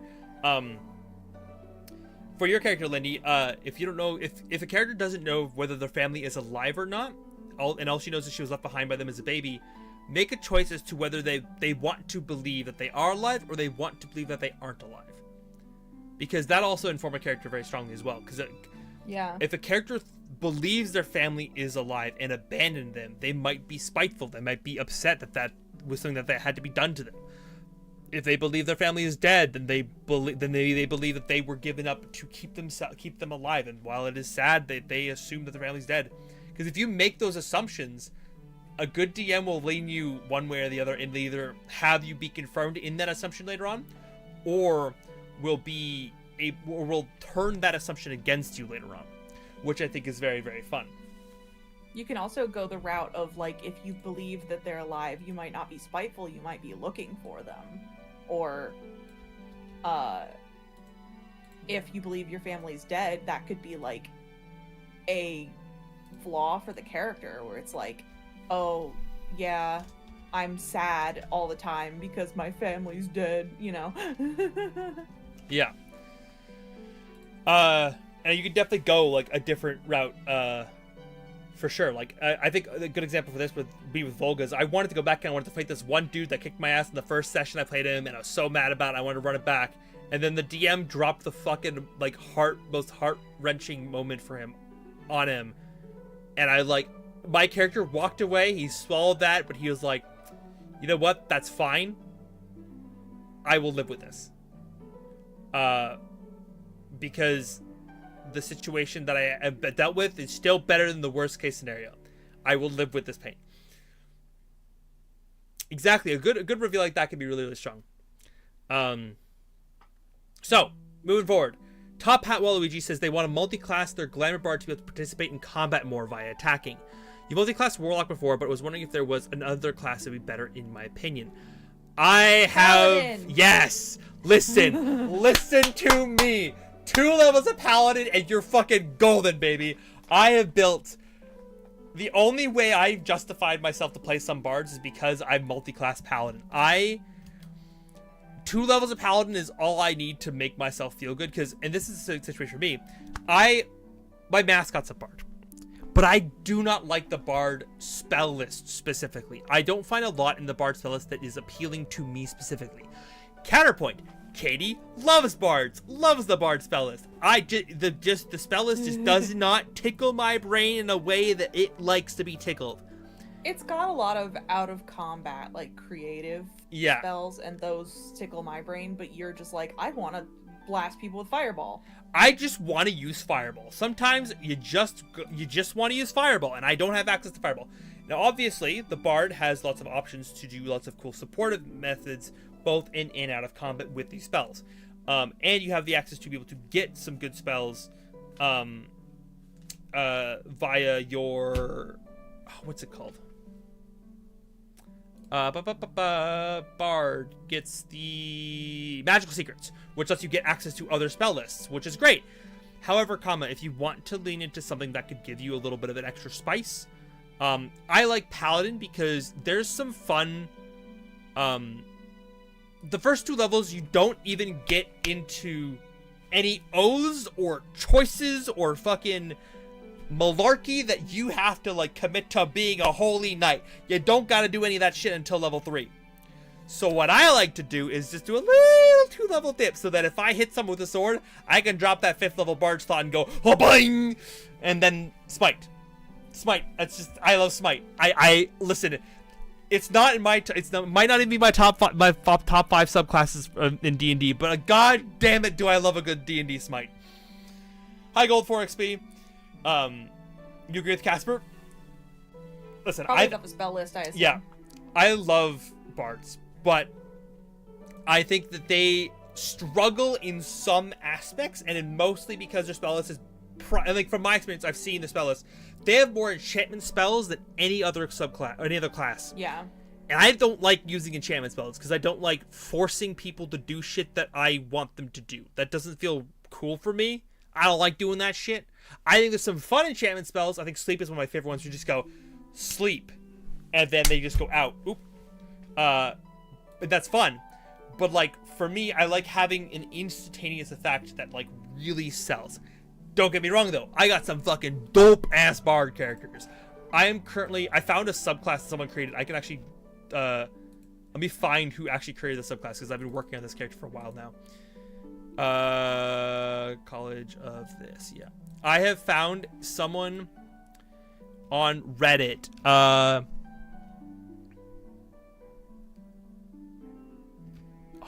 They put the credits for, wait.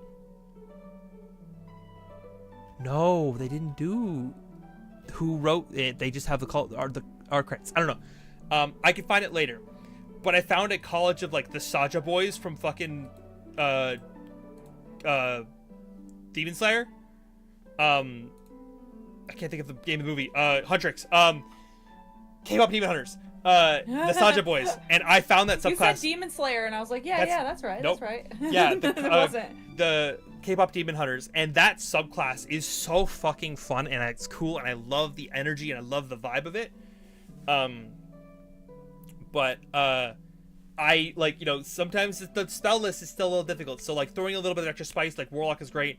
I love Paladin. It gets me use my spells and get a fighting style as well to just sort of help give your character a little bit of a mechanical, like I have a stick, I can hit the person with the stick and then yuck a smite into that, and that's a great way for me to get a little bit of extra spice on my bard.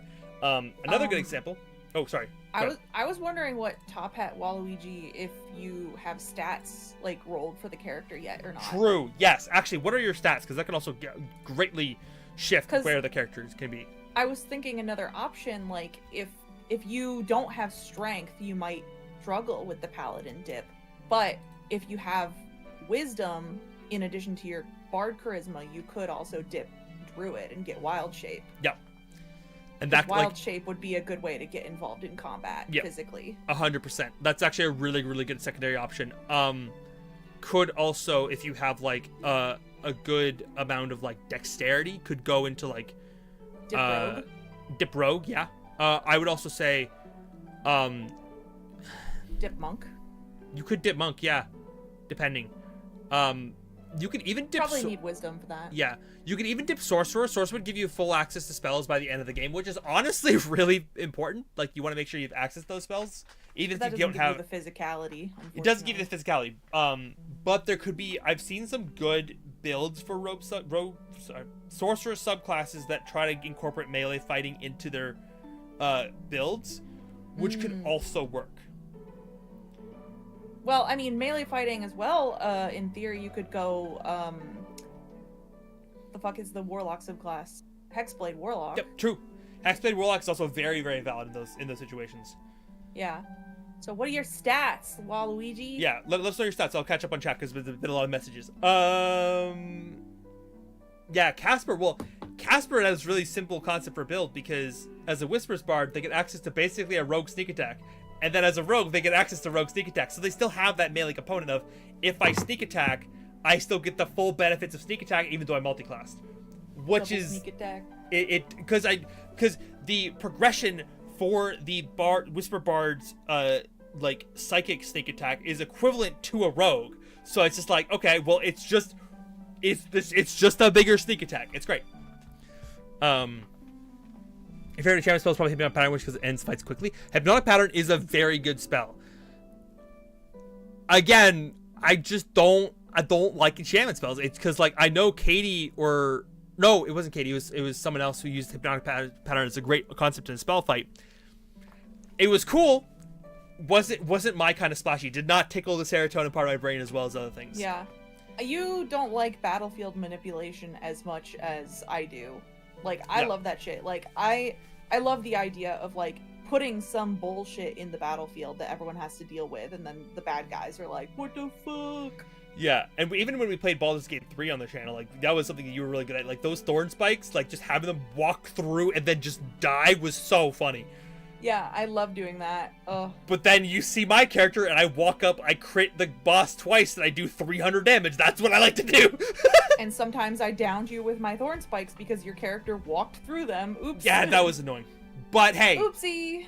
Listen, we all like to play D&D our own ways, and that's okay. And this is probably why I'm more of a martial main, is because I like just hitting something for a big amount of damage and then watching the number go up. I like big number go big. Big number go big. Yep. A big number go bigger. Well, Luigi, what are your stats? Yep. Third level spell before counterspell. Counterspell is really strong.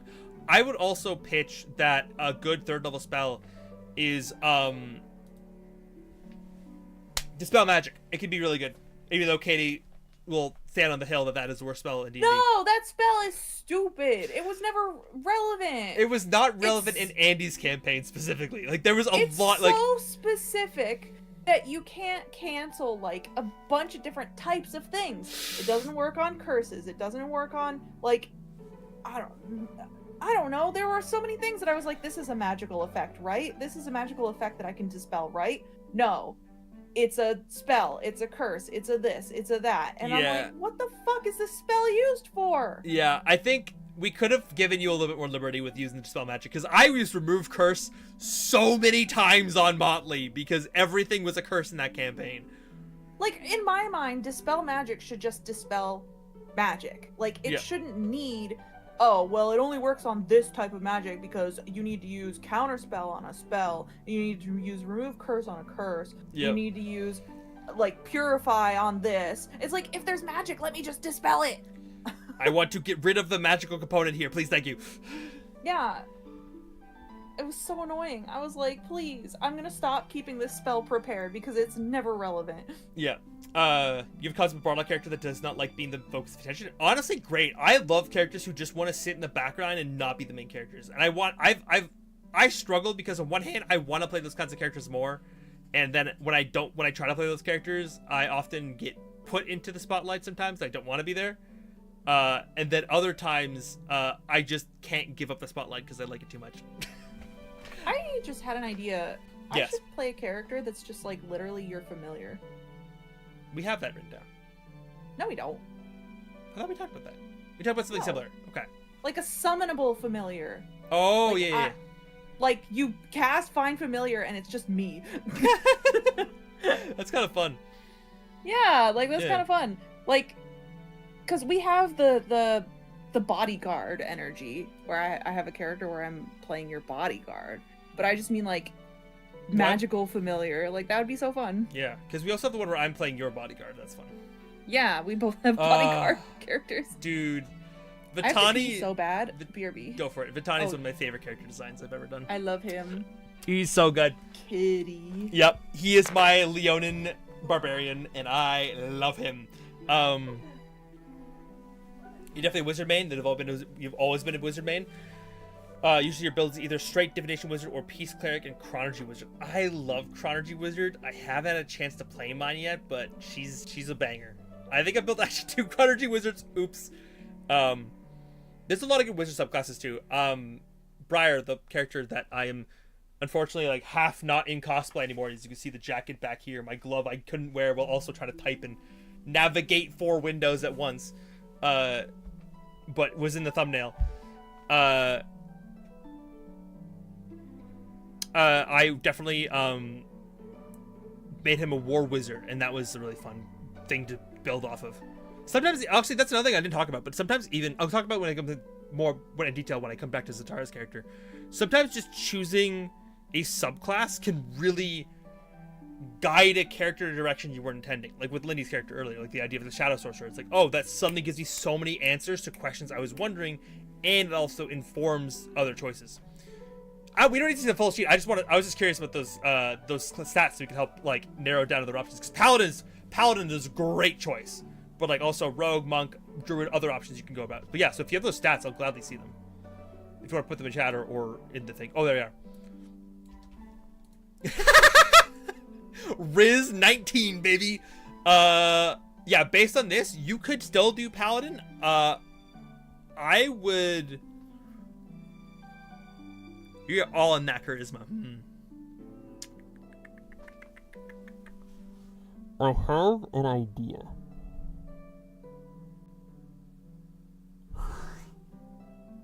Have you already started the campaign, or are you? Is this still like pre-built, like building the character? So like, how deep in this campaign are you? Like, what level are you? Because I have thoughts. Let me find the specific subclass too, because Glamour Bard gives you benefits for performing and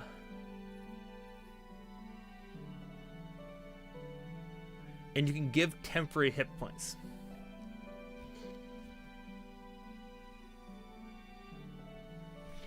I have a thought.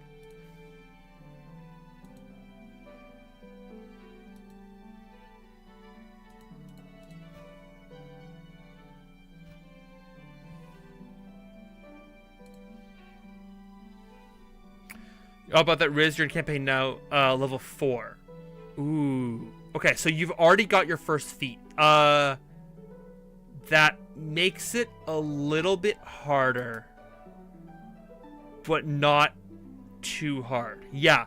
I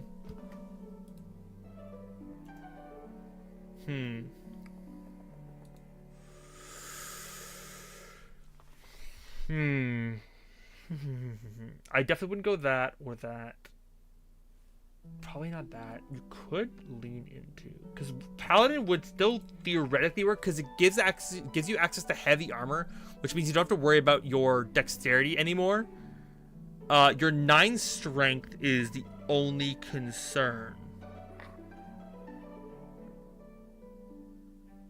Hello, I'm back. Hello, we have a stat sheet, or rather, yeah, we have stat sheet specifically for those stats. To me, are giving Hexblade Warlock. Yeah, I think Hexblade Warlock would be really strong.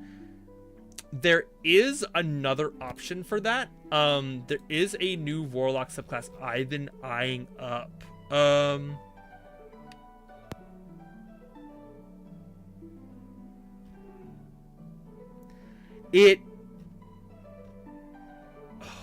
You could do that. It does definitely it screams Hexblade Warlock. Very, very well, because the Hexblade Warlock obviously gets the benefit of being able to use your charisma for attack and damage, which is... And then you can use mage armor for your defense. Yeah. Does Bard get mage armor? I don't know if it does. So that would also be another benefit to Warlock. Mage armor. Only sorcerer, wizard, eldritch knight, fighter subclass, rogue subclass, a baron, dragon mark, magic initiate, strict save initiate, armor shadows. Yeah, so there is no less classes than I think would get that. Equinite fighter with a backup dancer could be fun. The only issue is stats. Yeah, you are very weak physically, which makes me think that actually the druid angle might not be a bad idea. Yeah, you could do a druid if you're not going to cast a lot of druid spells. Yeah, you could lean You don't into have a lot in the way of wisdom. you could lean into that wild shape really heavily and just say fuck these Moon first druid. Moon druid, exactly. Fuck these first 3 stats, and then because then druid will also give you the benefit of, especially moon druid will give you the benefit that you have full casting spells still, which is good because you want to keep those as many spell slots as possible, obviously. But moon druid says, and you get it at level 2, which is nice. While you're transformed to wild shape, you can use the bonus action to expend a spell slot to regain 1d8 hit points per level of spell slot in it. And because it scales because you're bard, which is good. So in this situation, you have it where you could like use a situation where like, hey, I'm already 4 levels of bard, getting 2 levels druid, you're level 6. You have 6 level spell slots full, and those, even though you're level 6 and only 2 levels in druid, you still get the full benefit of all 6 levels for when you're healing yourself with your druid spells when you're doing your wild shape, specifically for moon druid though. So that would be my pitch, because that's a nice little like layers thing that works out well. Because things that basically say that equate to your spell slot, like paladin, like moon druid, those are great when you're not doing just druid or paladin, because then you get the benefits of that ability with whatever your highest spell slots are. Yeah. So if I'm like 20, if I'm 14 level sorcerer, only 2 level paladin, I still get all those sorcerer spell slots for smites. And if I'm a druid, I would also, and if I'm only 2 levels druid, but I'm like 18 levels wizard, I have still 20th level spell slots to burn into those wild shapes. So I would recommend maybe moon druid for that. And that way you don't have to worry too much about those weaker first top end stats. And you could work on improving these stats, and then maybe ask your DM for the chance to maybe find an item like the headband of intellect that'll just boost that intelligence up to like a 19 for you. That way you have like a little bit way to help compensate for multiclassing. Because like, listen, 20 charisma is great. Sometimes it doesn't help you get where you want to go. I understand that. The cool thing about Moon Druid as well is it allows you, if you decide to go more levels into it, it allows you to wild shape into cooler, more unique things that the regular Druid path doesn't get you. So it's like you might dip into Druid and be like, I want to go more into this. Then you will have like sick ass wild shapes that regular Druids don't get. They would love to be a cat sometimes. Listen, I think most of us, if we had the option to become a cat, would probably take it. Yeah. When does Moon Druid get unlimited transformations? Is 20. that like level 20? Damn. Which is fine, but you can still like it's like you get 2 per short rest, I think. You know what would be a really good like roleplay story buff for Druid? If you could get unlimited transformations for like out of combat animals, but limited on combat animals, because obviously you don't want to just be able to like chain big heavy beasts over and over and over, because then you have infinite health. But it'd be cool if you could just out of combat like turn into a cat and then turn into a bird, like a small bird, like a sparrow, and then turn into a bunny. And it's like they don't have any benefit. You're just transforming to a bunch of animals because it's like fun, not because you're getting any benefit. The nice thing about wild shape is that you can turn into those animals, but as you get more levels of druid, it also lasts so much longer. True. Which is another big benefit of that. It's like you switching between animals isn't as free, which as someone who wants to play Beast Boy, that's where druid kind of falls short. But yeah, that's why I was like, out of combat animals, if you wanted, kind of could be okay. Yeah, but if you want to be like a cat for like a extended period of time, you could be a cat for a long time, because I think it lasts for a number of like hours equal to half your druid level round down. So 2 levels of druid, you can be an animal for an hour, which is enough by itself sometimes. But like, it's definitely enough for combat. But yes, or even traveling. You couldn't just be a cat for like the full 8 hours while you sleep. True, but also for like traveling, if you have a wild shape that has like a fly speed, or like even horses or other land animals that have increased movement speeds, like just an hour can get you a bunch of like you can get your like, say you have a cart and you have only 1 horse, but if you turn into a horse for an hour, you can have the cart move faster for that time, which is also really beneficial. I will say, however, though, as with the Echo Knight Fighter as a backup dancer is a banger idea, like banger idea. But I don't think it works too well with these stats specifically, because fighter does require you to have one of either dex or strength to be decent. Whereas druid requires, like, moon druid doesn't even require your wisdom to be good, which is great. But you can also start like, okay, I don't know what feat you took at level 4, but you can even like be like, hey DM, can I like change my feat out because I want to do something different going up? So when you go to when you take your next level up, be like, cool, I'm gonna drop this feat and then get a +2 to wisdom and then go druid, and make that like a character choice kind of energy. So you can justify those things as well. Yeah. Okay. On a roll right now. Feeling great. But yeah, in the future, talk about Waluigi, because I know that you've played a couple bards, if I remember correctly. Paladin Bard is my jam.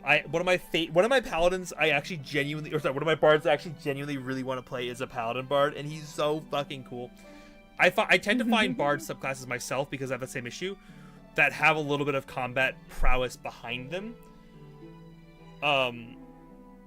So that's usually what my kind of big thing you'll play only bards. Yeah, so looking for like paladin to multiclass, or finding bard subclasses that give you a little bit of that extra spice that feels a little more useful in combat. Because listen, I've been in a situation before where a person was a bard, like I only cast one spell a turn, but then they go to my turn and I hit combat and I attack 6 times because monk, baby. Listen, if I can attack, I will attack. It's not as bad as Pathfinder, because in Pathfinder, I had 2, 4, I think 7 attacks? Or 8 attacks, something like that. It was like 1, 2, 3, 4, 5, 6. No, I had 6 attacks. I had 6 attacks with Volga back in Pathfinder. The good old days. Still my strongest character I've ever built. By accident. Proud of it. But yeah. Looking for cool subclasses to give you new options for combat. Multiclassing both Warlock, Paladin. Honestly, I would also, if you're building another bard and you want to do something different, Sorcerer, and getting a little bit of that meta magic could be really fun to do some cool spicy stuff with. Especially if you can get like a race or a class that gives you like an additional like fun like cantrip or something. You can like meta magic and go bum bum bum bum. Like you can do some really fun stuff with meta magic and a good cantrip that isn't normally on the bard list. Like would recommend very strongly. Yeah, I think that's everything I want to cover. I still don't see a courier in chat. I might jump up to Zatara's other trio of characters. Okay, yeah, let's jump over to Zatara's characters, because she's been working on different OCs for each of Killian's fangs, but it's kind of stuck. So I'm gonna kind of go through these one at a time. So we have 3 characters for Zatara. We have an Inquisitor. I'll fix that so it doesn't matter to me. We have a Crusader who works at an ad agency. And we have a Treasurer who is a baker. So we have 3 basic concept for characters, but don't have anything that's going too many directions with them yet. Also, just double checking. Zatara, you're still here? Give me a thumbs up. Let me know you're here before I start rambling, because I'll ramble for like an hour. Also, I see you, Sweet Tea. I see you back there. Sweet Tea. Yep. Sweet Tea do be lurking. Yeah. Okay, Zatara's here. Okay. So I'm gonna pull up in my notes because my lore is important for you here. So let's just run down the list from top to bottom. So, the Inquisitors for Killian's Viper's Nest. They're collectors of intelligence, a network of spies who, through long hours, validate rumors, map a target's locations, and weed out the corrupt. A food blogger is very interesting because you haven't like worked out the details for this yet, but it already informs information. So like, okay, if this person is a food blogger, this is how they're going to be. I guess the first question is that you could run it with the angle of like, okay, you have a person who blogs about food. What is that? That is how they're either receiving their information or using the information against others. If it's how they receive information, then they might be a food blogger who specifically looks at top-end restaurants who maybe are underpaying staff, who are maybe their clientele is super sketchy. There's a bunch of different angles of how that, like, if this is an Inquisitor who is meant to be an information gatherer, and they're going through blogging food, like a foodie, like think Michelin from Date Everything. Like, he is very fancy, he knows the people, he knows where all the great hotspots are throughout the city, but he's also intelligent in the way that he knows, like pulling upon the best and the worst of the food. Then, navigating through, you find this energy of, okay, well, if I'm getting information from these by being a food blogger, what information am I getting? So, as I said, like, is it the clientele you're looking at? Is it the supply chains of the food? Are you trying to be able to double check that this food is safe for consumption? Maybe there's a corruption there. Like, think of like those, like, okay, even with just the concept of I'm a food blogger, and then I'm a spy network. How do those things connect? What is the best way that those ideas can form a through thought that can help create the characters to know where they're going? And if they're a food blogger, like, again, this doesn't even have to talk about race or class or anything, but if they are a character who is like, okay, I am a person who, like, is tech savvy in any regard, maybe they're an artificer. They don't have to necessarily be a rogue to be a spy network person. They could be an artificer going the route of, like, hacking or, like, information gathering through online means. They could be, obviously, like, the rogue, like the Inquisitor kind of type of rogue, or they could be, actually, a food blogger could also very easily be a bard, because we just talked about them. Could be a character who weaves words in a way that wistfully writes wacky. I can't do any more W words, I'm sorry, but you get the idea. Wacky reviews. Wacky reviews. There it is. It's brilliant. Exactly. Like, just like, how do those ideas connect? And then, looking into, like, classes, like, I think Bard is actually probably the easiest one for me. Like, that creates a sense of thought and a connection that is different, because it's like, okay, well, if they're a blogger, that means they have to be good at communicating words in a way that feels good, but also be able to navigate those, like, hidden alleys and those back alley deals, and maybe, and what, like, be specific in what kind of information you're gathering as food blogger. Because think of it this way, the food blogger thing, in probably most cases, if they're an Inquisitor, is going to be a front. If that is your front, what information are you getting from being a food blogger? So yeah, that's a great option. I would personally, if I were them, I'd go the Bard route, because I think it gives the energy of, you can have some benefits from weaving words in a certain way. And I think Matt Mercer just dropped, or it's either been dropped or it's like in the internet somewhere, that Tragedy Bard. Yeah, Tragedy Bard, here it is. That's from the Tal'Dorei campaign Setting Reborn. Dude, you could do a sick Tragedy Bard with a food blogger. That could be fun. Could be a fun concept. Like one of those bard subclasses that are less like, I am very clearly a bard that knows music, and like leaning to the, bards are performers. Music is always secondary. I mean, bards can also be writers. Yeah. So, like, a blogger is just a modern day, like, poet. 100%. I think that's great. And as for, like, personality, you could go so many different ways.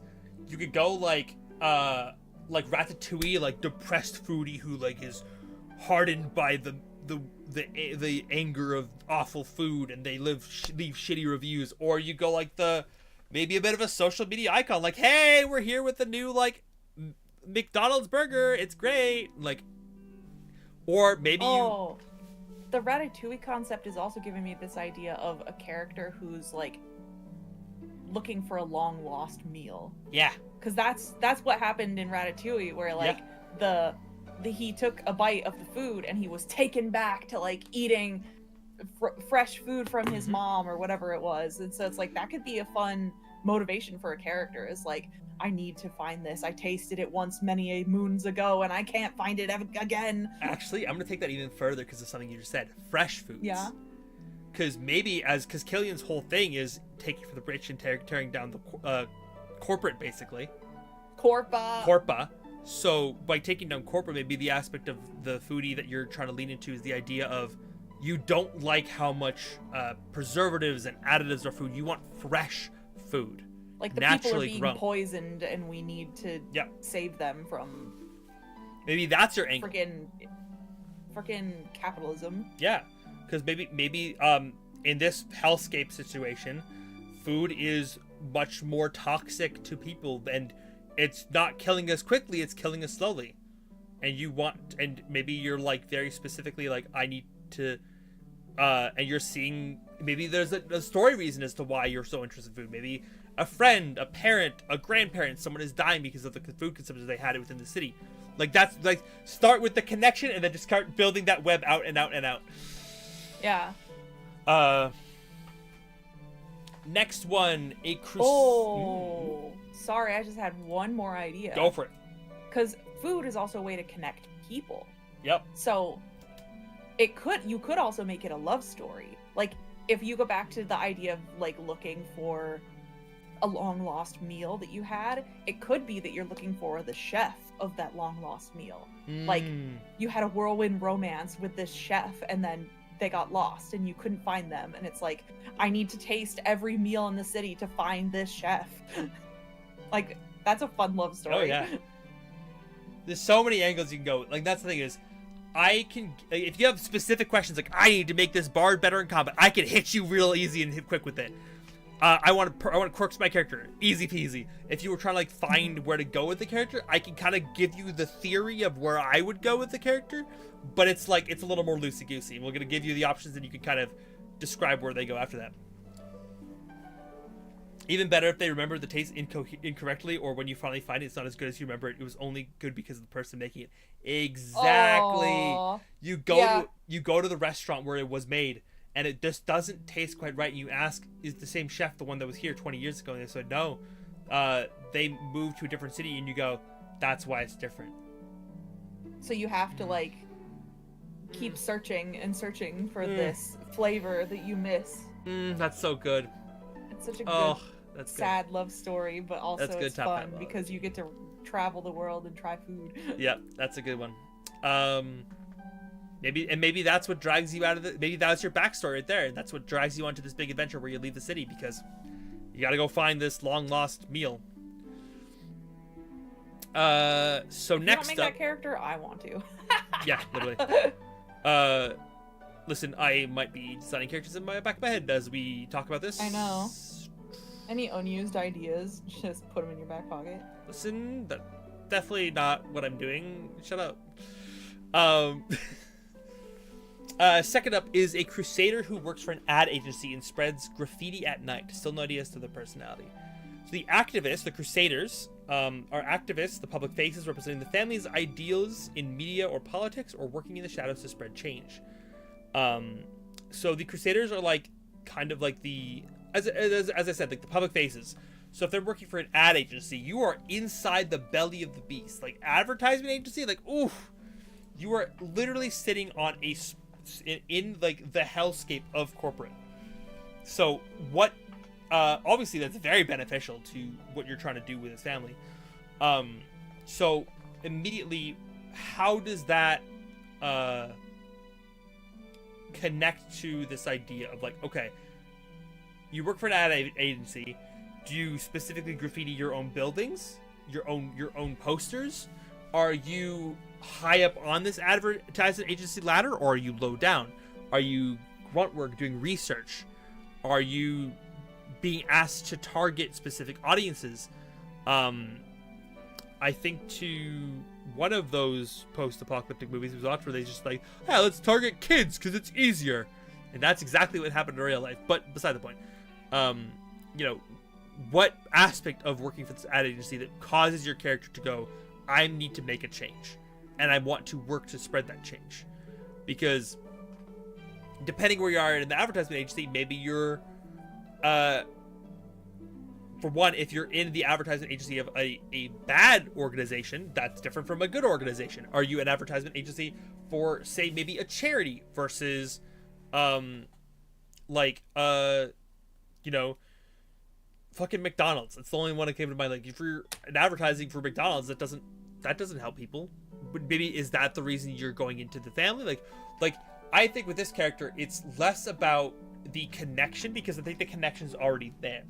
I think in this character, you want to look at the idea of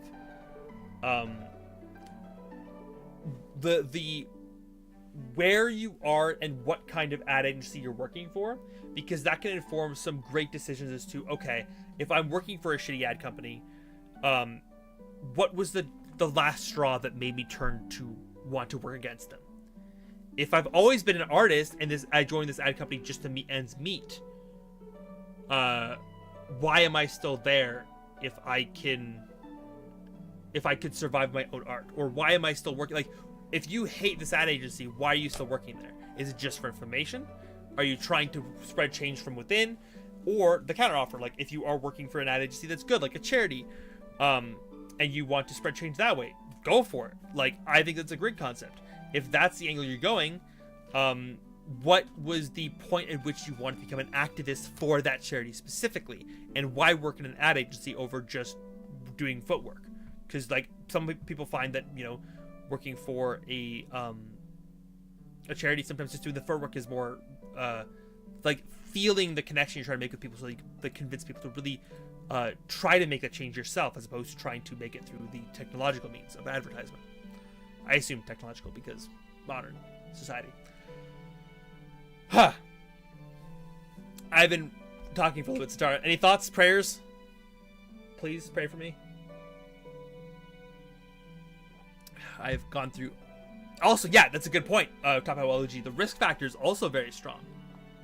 Like, if your character is taking these big risks working against this advertising company, what is the risk of them getting caught? How far would they go before they could get caught? I'm just focused on the ad agency because, like, the graffiti at night just feels like them. It's for me, the graffiti is what they're doing to work against the advertising agency. Then I thought they could add pamphlets and such to mass-produce papers and such to help the family. Yeah, great concept. Like the idea of like brochures and pamphlets. They have like they're slotting in cards inside the advertisement, but then like if they're doing that, like as Top Well Lady said, like the risk of that, like okay, maybe there's like a tag and they could be at risk of getting caught, stuff like that.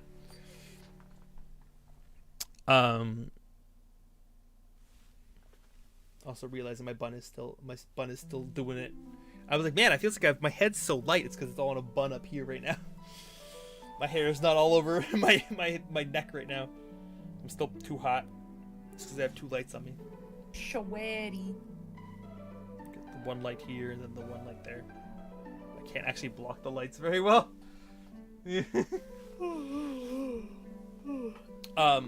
But also, it's a good point. Like, if you're thinking the idea of like adding pamphlets and stuff to mass-produced papers, like that's a great idea. Is it an advertisement agency for like a newspaper, or like because my first instinct was like billboards or like ads before movies or like YouTube, like stuff like that. Like if there's so many different types of advertisement that you could do. Where do you want your focus to be? Because if you're working at an advertising place, depending on where you are on that chain, you're like maybe you only do like newspaper ads, maybe you only do like pre-movie ads, like advertisements are across everything. So like you could do like maybe you jump around and you do different things. Okay, well what are you doing in each of these situations to provide that level of adjustment for your advertisements? Like how are you trying to adjust those changes? Are you, let's say it's like a pre-roll ad before a movie in like a theater. If it's like an old school film, did you draw on the film to like change what the advertisement was saying? Like you could do that route. Like that's a different thing entirely. Maybe when the ad runs, you cut the film so that it would roll and then a break, and then all they would see is the screen, and then you graffiti something on the screen. But again, when being a graffiti artist is always risks to that kind of thing. You gotta be careful about that as well. So this person, as a person who is in the risk, why is the risk? The change obviously outweighs the risk for them, but there are easier ways to make change without doing such risky things. What do they benefit from the risk? Because, and then then also, what is their line as something they would not do? What's the thing they don't want to risk? Sorry, I'm really stuck on this risk aspect because I think it's fun. Because like you have a character who is working at an agency, they're risking their getting caught by staying there, and they're risking themselves by graffitiing at night with like enforcement. So if they do enjoy the risk, what's the thing that they would never want to risk? Where's their line? Because that's another thing. I haven't talked too much about this with characters, but I definitely think that there is a line with every character. Because every person has something they will not cross when it comes to line. Their boundaries. In this situation, what's that line they won't cross? Maybe they risk their eyes on them rather than someone else. That's a great way to look at it. So if it's a situation of, okay, if I'm risking my life in this advertising agency, maybe someone else in the advertisement agency is important to them, or an active part of the change as well. Maybe someone else they work with. Maybe someone else in Killian's family. Maybe someone else who is more important. Maybe it's a family member. Maybe it's a lover. Maybe it's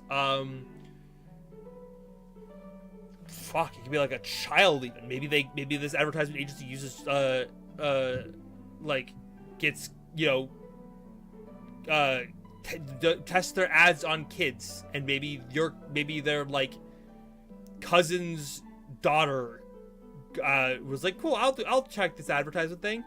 I'll help out mom with some money, and then you saw them go in, and they've been watching ads and giving their perspectives basically like a full-time job, and that's not great. Like maybe that's the angle you want to go. Maybe like also because it's an advertising company, where's the corruption? Because with Killian's family, you always got to think of where's the corruption within the corporate hierarchy, so to speak. Yes. Okay. One more.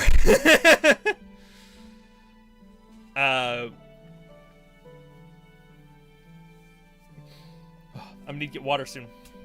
And if no one else has any more offers or questions after this, I might wrap up after this last one. So if you have any more questions or things you want me to answer, then be here in chat, or once again, if you made it to the end of the video, or you're at this point in the video, dropping a like, leaving a comment of what you want me to do with your character, like talk about your character, feel free. Love that stuff. I'm here for it.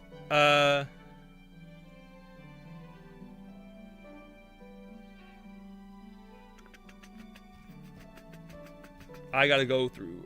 Also, I have yours done, Lindy. We talked about. And then we talked about yours, Top Hat Waluigi. Also, your character's name, Lavender Grayson. Banger name. Lavender as a first name is dope. Big fan.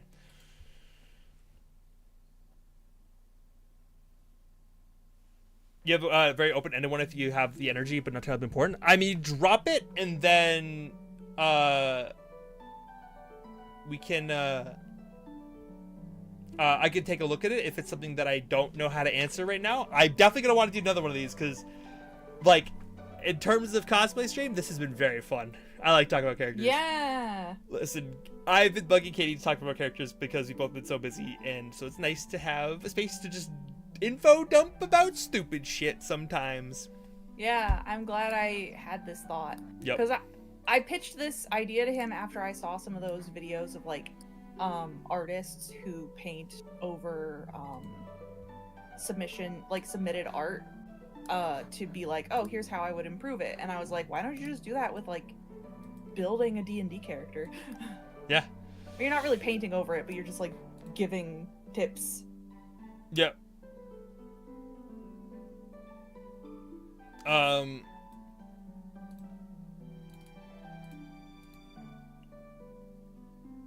Anytime we want to talk about your characters, you'd have an intended audience. I mean, listen, this is great because I get to talk about your characters, and I don't have to give up all my secrets.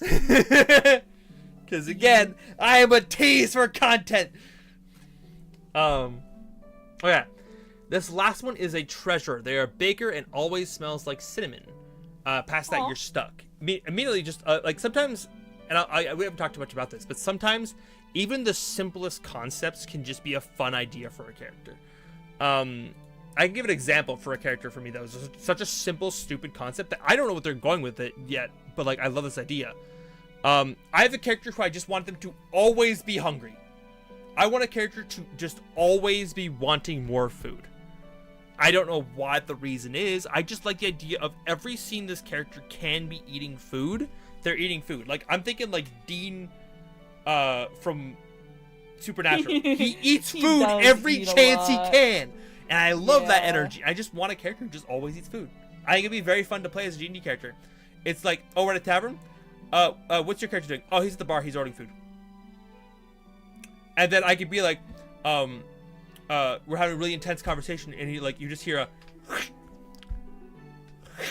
Opens up a bag of chips. Yeah, literally. Just like, oh, sorry, was I not supposed to start eating yet? Like, you can do so much fun stuff with just eating food. I don't know who that character is yet, but it's a dumb idea, and I just really like that idea. So if you like the idea of a character who's a baker and always smells like cinnamon, starting with something super simple is such a, like, it can go any different direction with this, and that's the great thing. Yeah. Iron Man, Avengers, he's always eating things. Exactly. And that was mostly because the actor, Robert Downey Jr., always snacked on things. He would hide snacks on set because he wanted to eat and he was hungry. So he'd stash blueberries on set and then would just... And like him offering a blueberry to Bruce Banner in the first Avengers movie was genuine because he stuck it onto set and was eating. That was his thing. And I like that energy for a character, but it's like, okay, and with this case, you have a baker. Always smells like cinnamon. Okay. Why do they smell like cinnamon? Is it just perfume? Are they a person who wears perfume all the time? And if that's the kind of energy, that informs the character one way. Are they the kind of person who's a baker, but they don't actually like to get their hands dirty? Or, if they are a baker and they smell like cinnamon because of something they make, what? There's so many things that you can make as a baker that smells like cinnamon. Do they like Cinnabons? Do they like... Go ahead. Or do they smell like cinnamon because, like, of a deeper, sadder reason? Like, oh, I always, like, when I'm stressed, I bake these cinnamon cookies that remind me of my mom, and I miss her so much. Like, like it can be deeper than just cinnamon. It's like, what does the cinnamon remind them of? Yeah. Why do they keep cinnamon around? Like, because cinnamon is such a strong scent. It has, like, every choice you have with a character can have a significant meaning, even if you don't intend for it to be one. Like, in this situation, okay, did they smell like cinnamon? Why cinnamon? What about them screams that this is something that they need to have? And it could be something simple as like, hey, I like cinnamon. I wanted to have cinnamon be a part of this character. I want a character who's always snacking. Did I think through about why they're always snacking? Fuck no. But now I have the option of like, okay, why are they always snacking? Maybe, like, in my case, I have a bunch of ideas immediately of why they're always snacking. In your case, if they always smell like cinnamon, is it as Katie said, a connection to something that's really important, that they bake cookies when they're stressed or sad or nervous? Is it because that they work at a specific bakery that only makes things with cinnamon, and maybe they hate the smell of cinnamon? Because that's totally opposite, and that's very fun as well. Yeah. Maybe, because and then we haven't talked about this yet, but treasurers in Killian's family are a very specific concept as well. Let me go to my notes. Treasurers are the ones who are like the accountants, bankers, merchants, shopkeepers. They blend in with the community as well as the thieves who steal from the wealthy. So like if this person is just a baker, maybe they work at a high-end bakery, and it is, again, the idea of like maybe it's the best, maybe it's like not necessarily like a high-end bakery, but maybe it's like the bakery of the city. So like when you have a situation like that, it's like all of a sudden you have a situation of a baker of like, I'm trying to think of like what's a corporate bakery, like what's the Starbucks. Yeah, like if you work at Starbucks and they release these cinnamon cookies, and those cinnamon cookies are fucking like they're laced with magic or some shit. Like that could be an immediate reason as to, okay, they smell like cinnamon because they're the ones who are lacing the cinnamon with magic, and they hate it and they want out. But or like there's so many different angles you can go with that could feel like they could be stretching in different angles. So it really depends on what angle you want to go with that story. If you have any insight into which way you want to go. The gluttony concept you're talking about, the tablets and thing, they have to constantly eat because they burn energy, magic, they have to constantly keep it up. Starvation trauma, they need all this food. See, I was thinking the idea of the for my character at least, the idea of like having to constantly eat because it's like it fuels their magic, and they're constantly keeping their like using magic to keep themselves alive or something, so they have to keep eating. Kind of like the Flash, where like their energy uses up too much, so they have to keep eating. That was my idea for my character at least.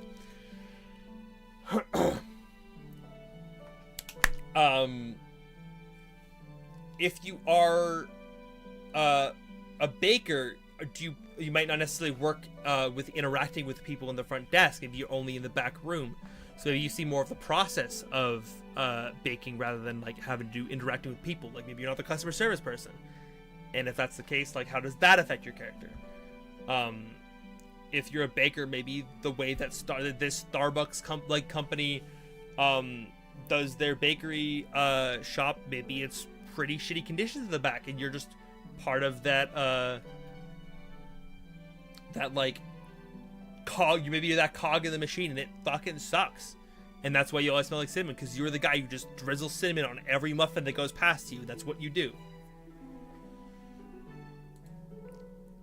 And again, it's whether you want to be like you want to like the fact that you smell like cinnamon, and you want to lead into that idea of like something to be wholesome or sad or traumatic or whatever, or you want to go against the idea of smelling like cinnamon, and you hate it and you're like grossed out by it at this point. Like it depends on which angle you want to go. So many thoughts.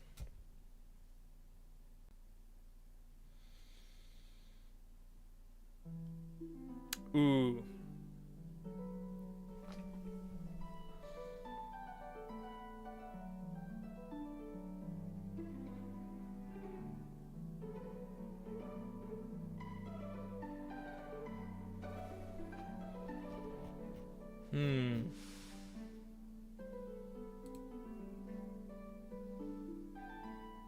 True, exactly. That's another good thing. What about the people who work there or buy? Is it like people who associate to Killian, or is it corporate people? Because you'd also maybe work at a bakery that is frequented by the family. Maybe you have a like bunker in the basement that houses people who are running from enforcers and stuff like that. And I say enforcers, I mean like fantasy like cops. the like the white soldiers that work in Hunger Games, that kind of thing, or like stormtroopers. Maybe you own the bakery, and if you own the bakery, maybe you have that bunker. You're helping out with that aspect. Maybe the smell of cinnamon is a way for people to know that your place is nearby.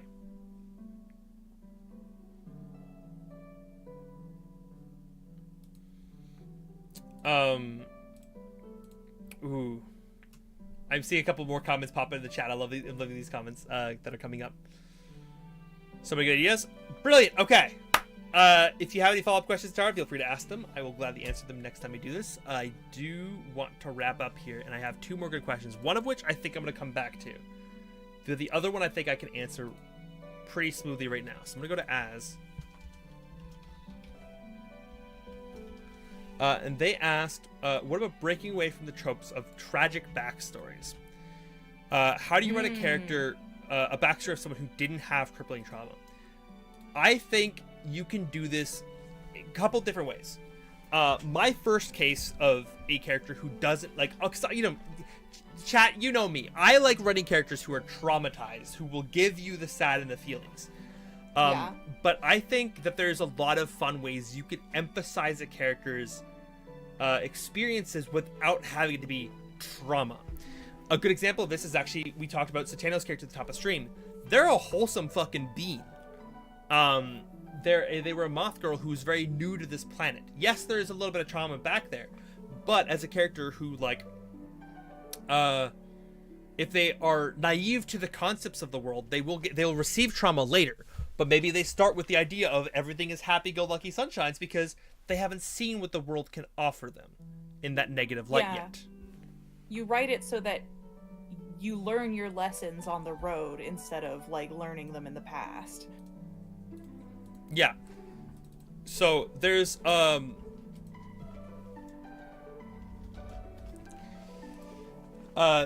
a lot of, like, ways you could go about that. That's definitely one. Another angle I could go about is maybe someone who isn't very, like, because obviously, like, not being worldly is very valid. Like, I have a character I actually want to cosplay eventually who doesn't know life beyond the scope of their small town.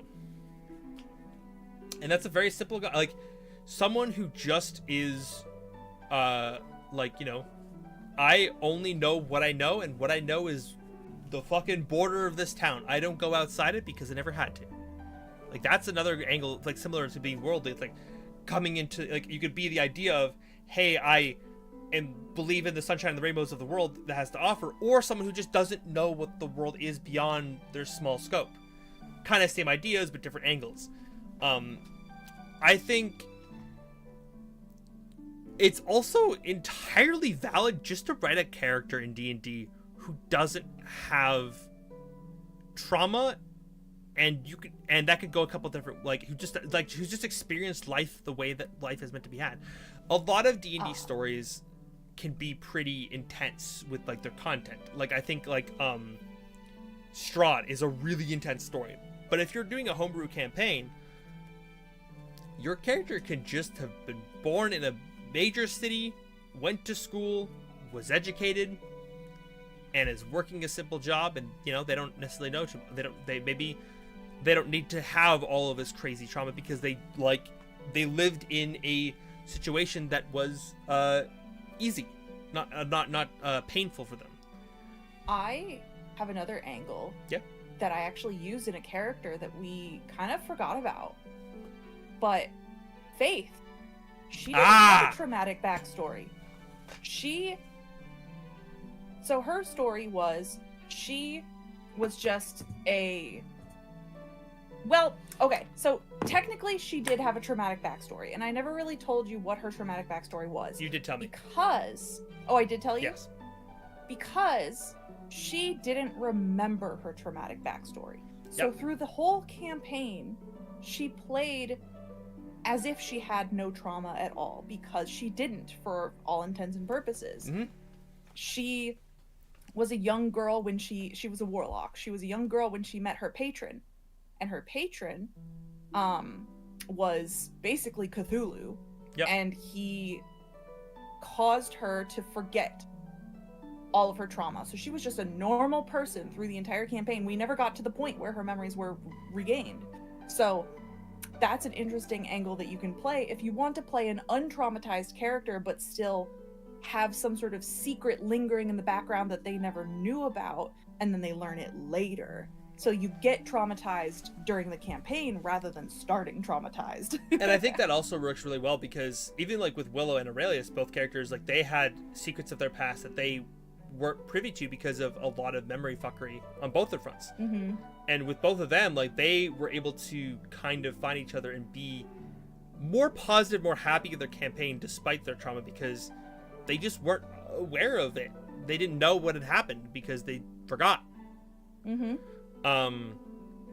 So you can have the angle of someone who you know, didn't need to have to deal with all this trauma, or someone who doesn't remember the trauma. One other angle I kind of was going into, but I kind of didn't think of until after we started talking about Faith, was a character who is wealthy. A wealthy person could have grown up in a big fancy house with all the maids and servants and never knew what that really meant. That was Priya for me. Yeah. She didn't have any trauma. Her trauma started on day one, where she was shipped off from her palace, essentially, and sent to go marry some Joe Schmo. And by that I mean your character. Hi. Joe Schmo refuses to wear a shirt. Yeah. So the trauma could begin. It could be the reason why you're adventuring, it rather than being the backstory. It's like you could have a lavish, plush life, and then all of a sudden it's like you're ripped out of it. And it's like, huh? How do I survive?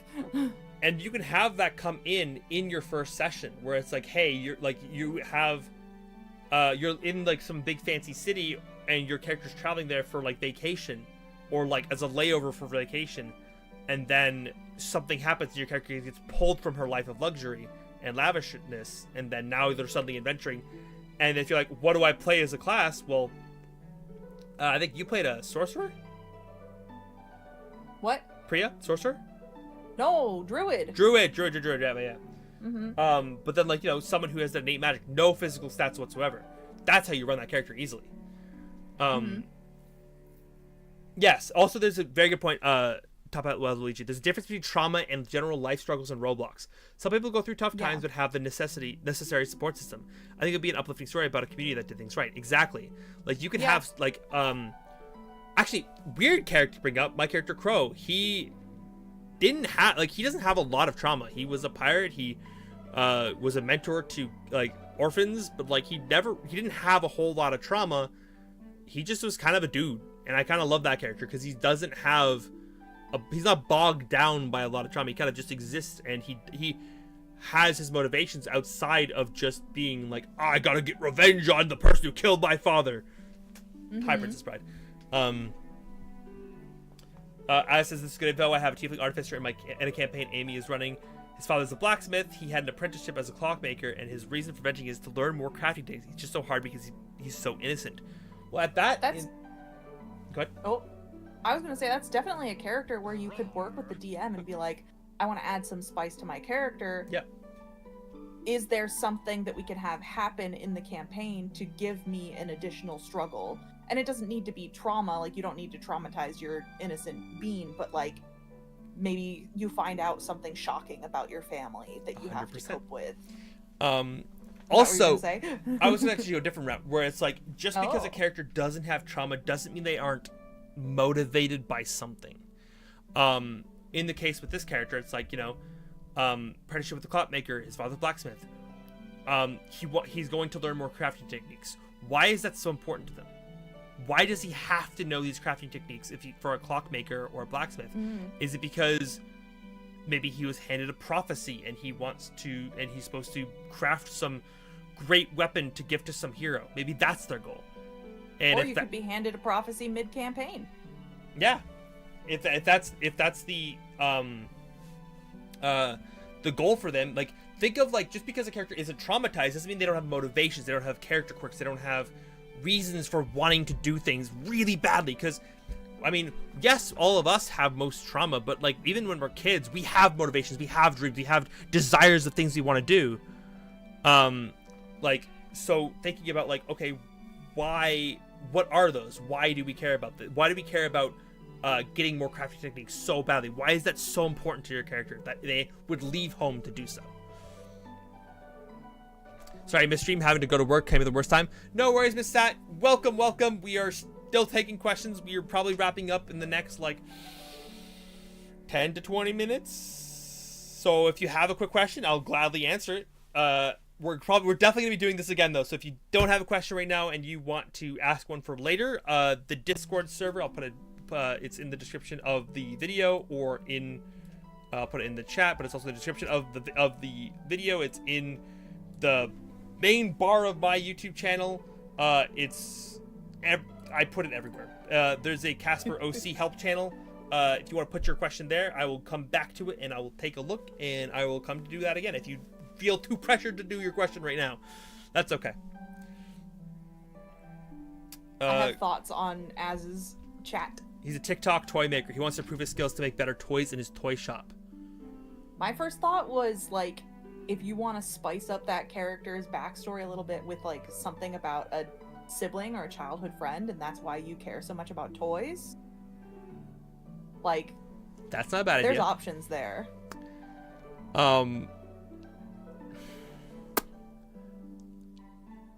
It's not my idea, but I kind of want to share that idea. I've talked about this idea before. What? He's a tiefling artificer. Okay. Become Santa. That's what I was gonna get at, because I've talked about this before. My friend in college was like, he wanted to play. We were playing Scion, which if you've never played a Scion campaign before, you're playing the child of a deity or god in like a pantheon. But because he was like trying to come up with really out there concepts for characters, he wanted to do something that was a little different. So he was like, okay, I'm gonna play a Scion of Santa Claus, and it was a really cool character concept. I used this a bit in a video later on, more recently. But I was like, okay, if your character wants to make better toys for his toy shop, is his toy shop, well, if his toy shop's like, if you don't want to give him the trauma, okay, maybe his toy shop isn't at risk of going under, but maybe there is maybe he wants to make a toy because his sister is about to have a kid, and that's a great news thing. That's not bad. But you want to design a toy, and you don't know what the gender of the kid's going to be, so you want to design a toy that's going to be perfect for both genders, the perfect action Barbie doll figurine character. So that's good. Taking inspiration from Klaus, it could be that the kids in town are like sad, they don't have good toys, like maybe it's a poor town that you've come from, and you want to make better toys so you can gift them to the kids in town because you feel so bad for them. Like, that's not trauma, that's just motivation, a strong motivation, because you look around the town and you're just like, gosh, these kids have nothing. Yep. I need to fix that. Yep. That's honestly, if y'all haven't seen Klaus and you want to watch a good Christmas movie, Klaus is so good. Would recommend Klaus. That was a really good Christmas movie. I'm glad I rewatched it because I had it's cute. Great movie. Are you part of the server? No worries, but I have to keep thinking of the ones you need help with, and definitely join the next one you do. No worries. Yeah, I might do one of these once a month when I got time. I'm gonna have more time the next few months, and then when July hits, I'm gonna be dead. So until then, I'm gonna want to do one of these once a month. Fuck ads. No. Az. Did you miss the Klaus stuff? Oh god. Because I thought that was a really good idea. That was a good idea. I already forgot what we said. You know where you don't get ads? YouTube, baby. True, you don't get ads on YouTube. You're not supposed to advertise other places. Oh, you're right. Oh, going off of Klaus. Okay, so I'll just reiterate. Going off of Klaus. Oh, wait, that's still going. Maybe. What? I think the ads are still going. That ends in 2 minutes. 2 minutes? It just started? I know. Oh, tragic. Crap. Well. Do do do do do do do.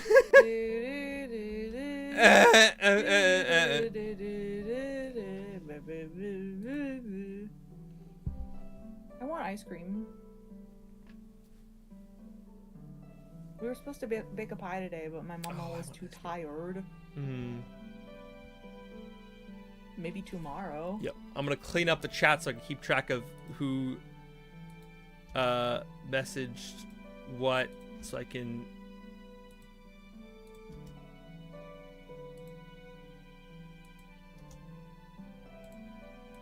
that way I know who I need to answer for next time. We've done this one. Cool. Okay. I have my cue for next time. Docu. On the docu. How much? 37 seconds. It takes so long. I guess I'll just take this time to quickly say one more time, thank you so much for being here, guys. I really appreciate it. And if you happen to be on, either side and you want to support me through any form of like or comment or hitting the follow button if you're here and you don't know who I am, I would greatly appreciate it. I honestly could not be doing this without the viewership, because the viewership is what makes the streamer boy go vroom. Otherwise, I'm just talking to the void, and the void very rarely screams back. It might. It might, but that's scary. But yeah, so over? Going off of Klaus.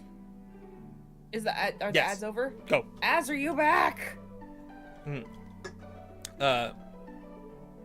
ads Okay. in a row? Fucking hell. 10, good lord. All right.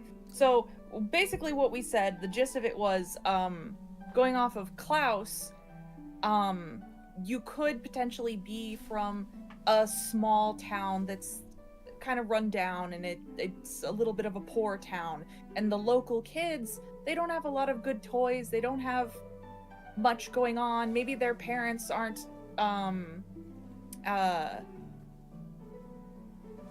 wealthy enough to buy them a lot of toys, and maybe that's your inspiration, is like you go on this adventure because you feel sad for all these kids, and it's like, I need to make better toys, I need to fix this, these kids need me. Bringing that joy was to the a idea. town. Yeah, bringing joy to your hometown. Yeah. And all the kids you meet along the way as well. Yeah, exactly. Like, that could be a great thing. Like, and I was saying the idea of, like, maybe you have, like, a specific toy you want to make for a specific family member, for a kid that's really important. It's funny because your Darkling's name is also Klaus. That's amazing. That's a great name. We should use that.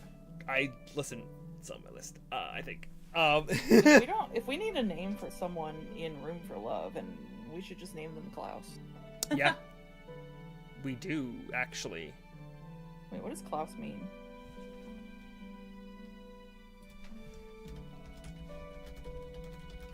Victory of the people. Oh. What an interesting meaning. Curious. Specialize in articulated dolls. I mean, that in itself is such a cool concept. You can go so many routes with that as well. Yeah. Yeah, like, making so the kids could be good, like, also leading to the idea of, like, you want to make a specific, like, the perfect gender neutral doll so every kid can enjoy it, and not one that, like, maybe culturally it's not necessarily a traumatic thing, but maybe culturally there's a situation of, like, people are very, like, because, like, in our history, people are very separate.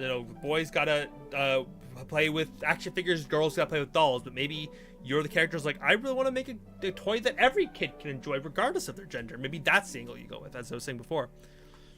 And that's also totally valid. Or you're working to be able to like make dolls that resemble the kids, and you need to like train, because making stuff that resembles other people is like really hard. Yeah. As someone who has drawn people. Yeah. Could also go the angle of making a doll that you want to make the idea of a best friend for kids who like the perfect stuffed animal kind of doll toy for kids who can't make friends easily, but could, like, maybe for like a younger, like for like a toddlers who would like their best stuffed animal toy that they can like latch onto and have as an imaginary friend, like that kind of energy, help bringing kids' imaginary friends to life. That's fun. Without having to go to like full like tech. Hi, Miss Necro. Did you go for wacky ideas? Your last wizard was a changeling who was on the run from the law, and she went incognito, pretended to be an elf fighter. Not even the party knew as a wizard. That's amazing. That's fun. We had a person in one of our campaigns who we weren't allowed to talk about what race or class we were, or what our secret was, because all of our magic was supposed to be hidden from each other. Because it was in a place which we were not allowed to talk about magic at all. And she played off that she was a sorcerer, and then was actually a warlock the whole time. And then it took me until she Eldritch blasted it for me to get it. I want to play a changeling that's just pretending to be just the completely wrong race and class. That's fun. Yeah. Listen, it's really fun. It's real fun. Real fun.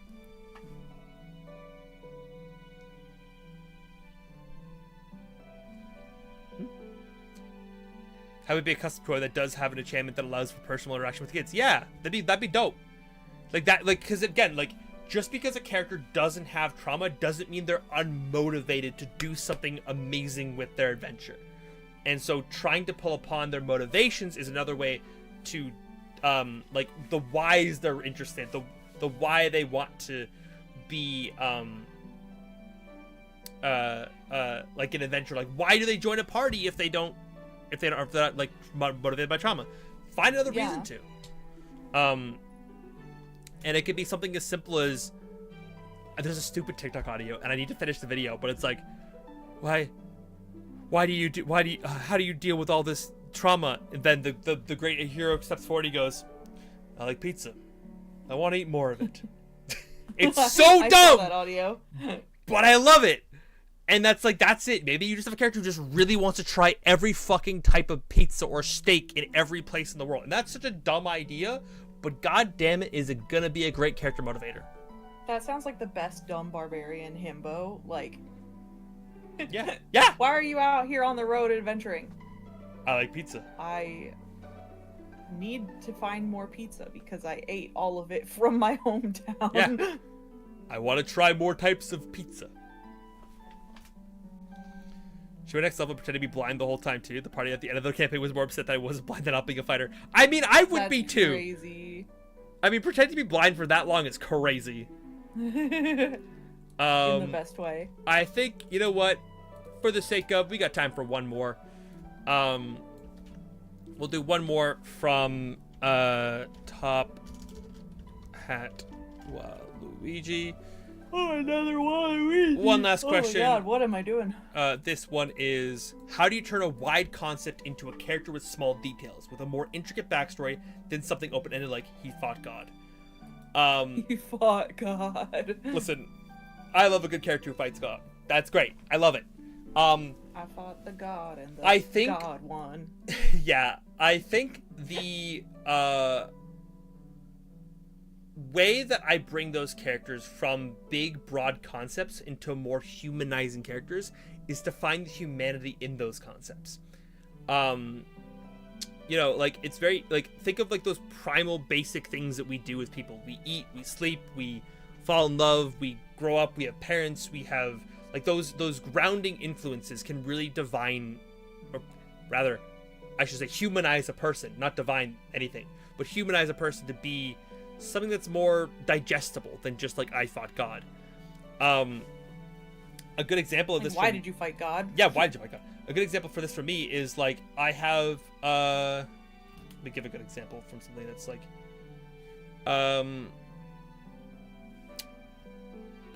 actually, I should look at one of my more wide characters for this. Like, I guess more narrow characters for this, not my wide characters.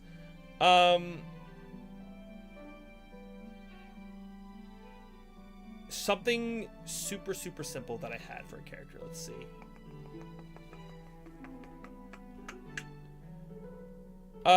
Let's talk about Uriel, I think.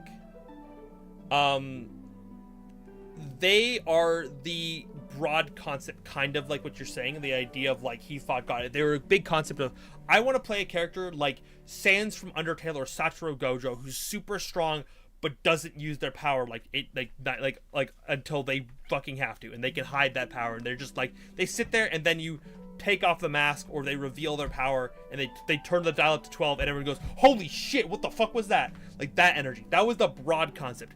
Making them into a character with small details, more intricate backstories, I was like, okay, if they are a god, why am I not using all my power?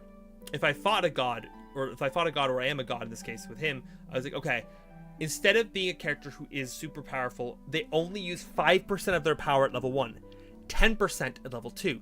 It scales up to 100, obviously, but they only use a percentage of the power because they don't think anyone else is worthy of their full strength. Kind of the idea of, like, Saitama or Gojo. Like, they don't go all out until they have to. And this character goes, these goblins are worth 5% of my power, and then just, like, then goes and fights them all. Like, that's great. I love that. I think it's fun. And then, okay, if this person will use 5% of the power, if they are a god or they have this crazy amount of power, how do we narrow that into a story? Okay, well, if they have this power, how do they get it? If they have narrowing this idea from a large character into something more narrow, like how do they get the power? What did they did they make a deal? Are they born a god? If they're born a god, okay, what kind of god are they? Like bringing in those, like taking the vast concepts, start asking those why, those what, those where questions. I actually also used to do this thing with some of my D&D characters I was really, really struggling with. Not need this. I need body. Tragically, I don't have the questions, which is, I'm kicking myself for not having, so I'll have to reach out to that friend and see if they have the questions still. But she gave me this question list, which was like a kind of like it was basically like breaking down the aspect of the person, and you start with the ground and work your way up to the thought, basically. Like, start with the physical things, like how do they look, what are the basic, if you just looked at them, ignore everything about them, just looking at them, what do they have, working your way up, like, okay, what are their wants, their needs, their presentation, how do they come across, how are they intelligent, what is their problem solving skills, creative capacity, ethics, moral, religion, like bringing in all of those like very humanizing concepts to really take them from ether concept up here and bring them into, this is a grounded character that has depth. So in a case with, like, you know, something open-handed, like he fought God. Okay, if he fought God, maybe he had to burn through his powers to do so, and now he's just a commoner again. Maybe he lost his powers in the battle and has to reclaim them. Did he win the fight against God? Did he lose the fight against God? Lots of those little questions, like, help. Starting with any questions, I always like asking the why, the what, the where. Like, it's fucking like grade 3, but I love that it really does help me take these bigger concepts and bring them down to earth, and then try to work and whittle my way through to what feels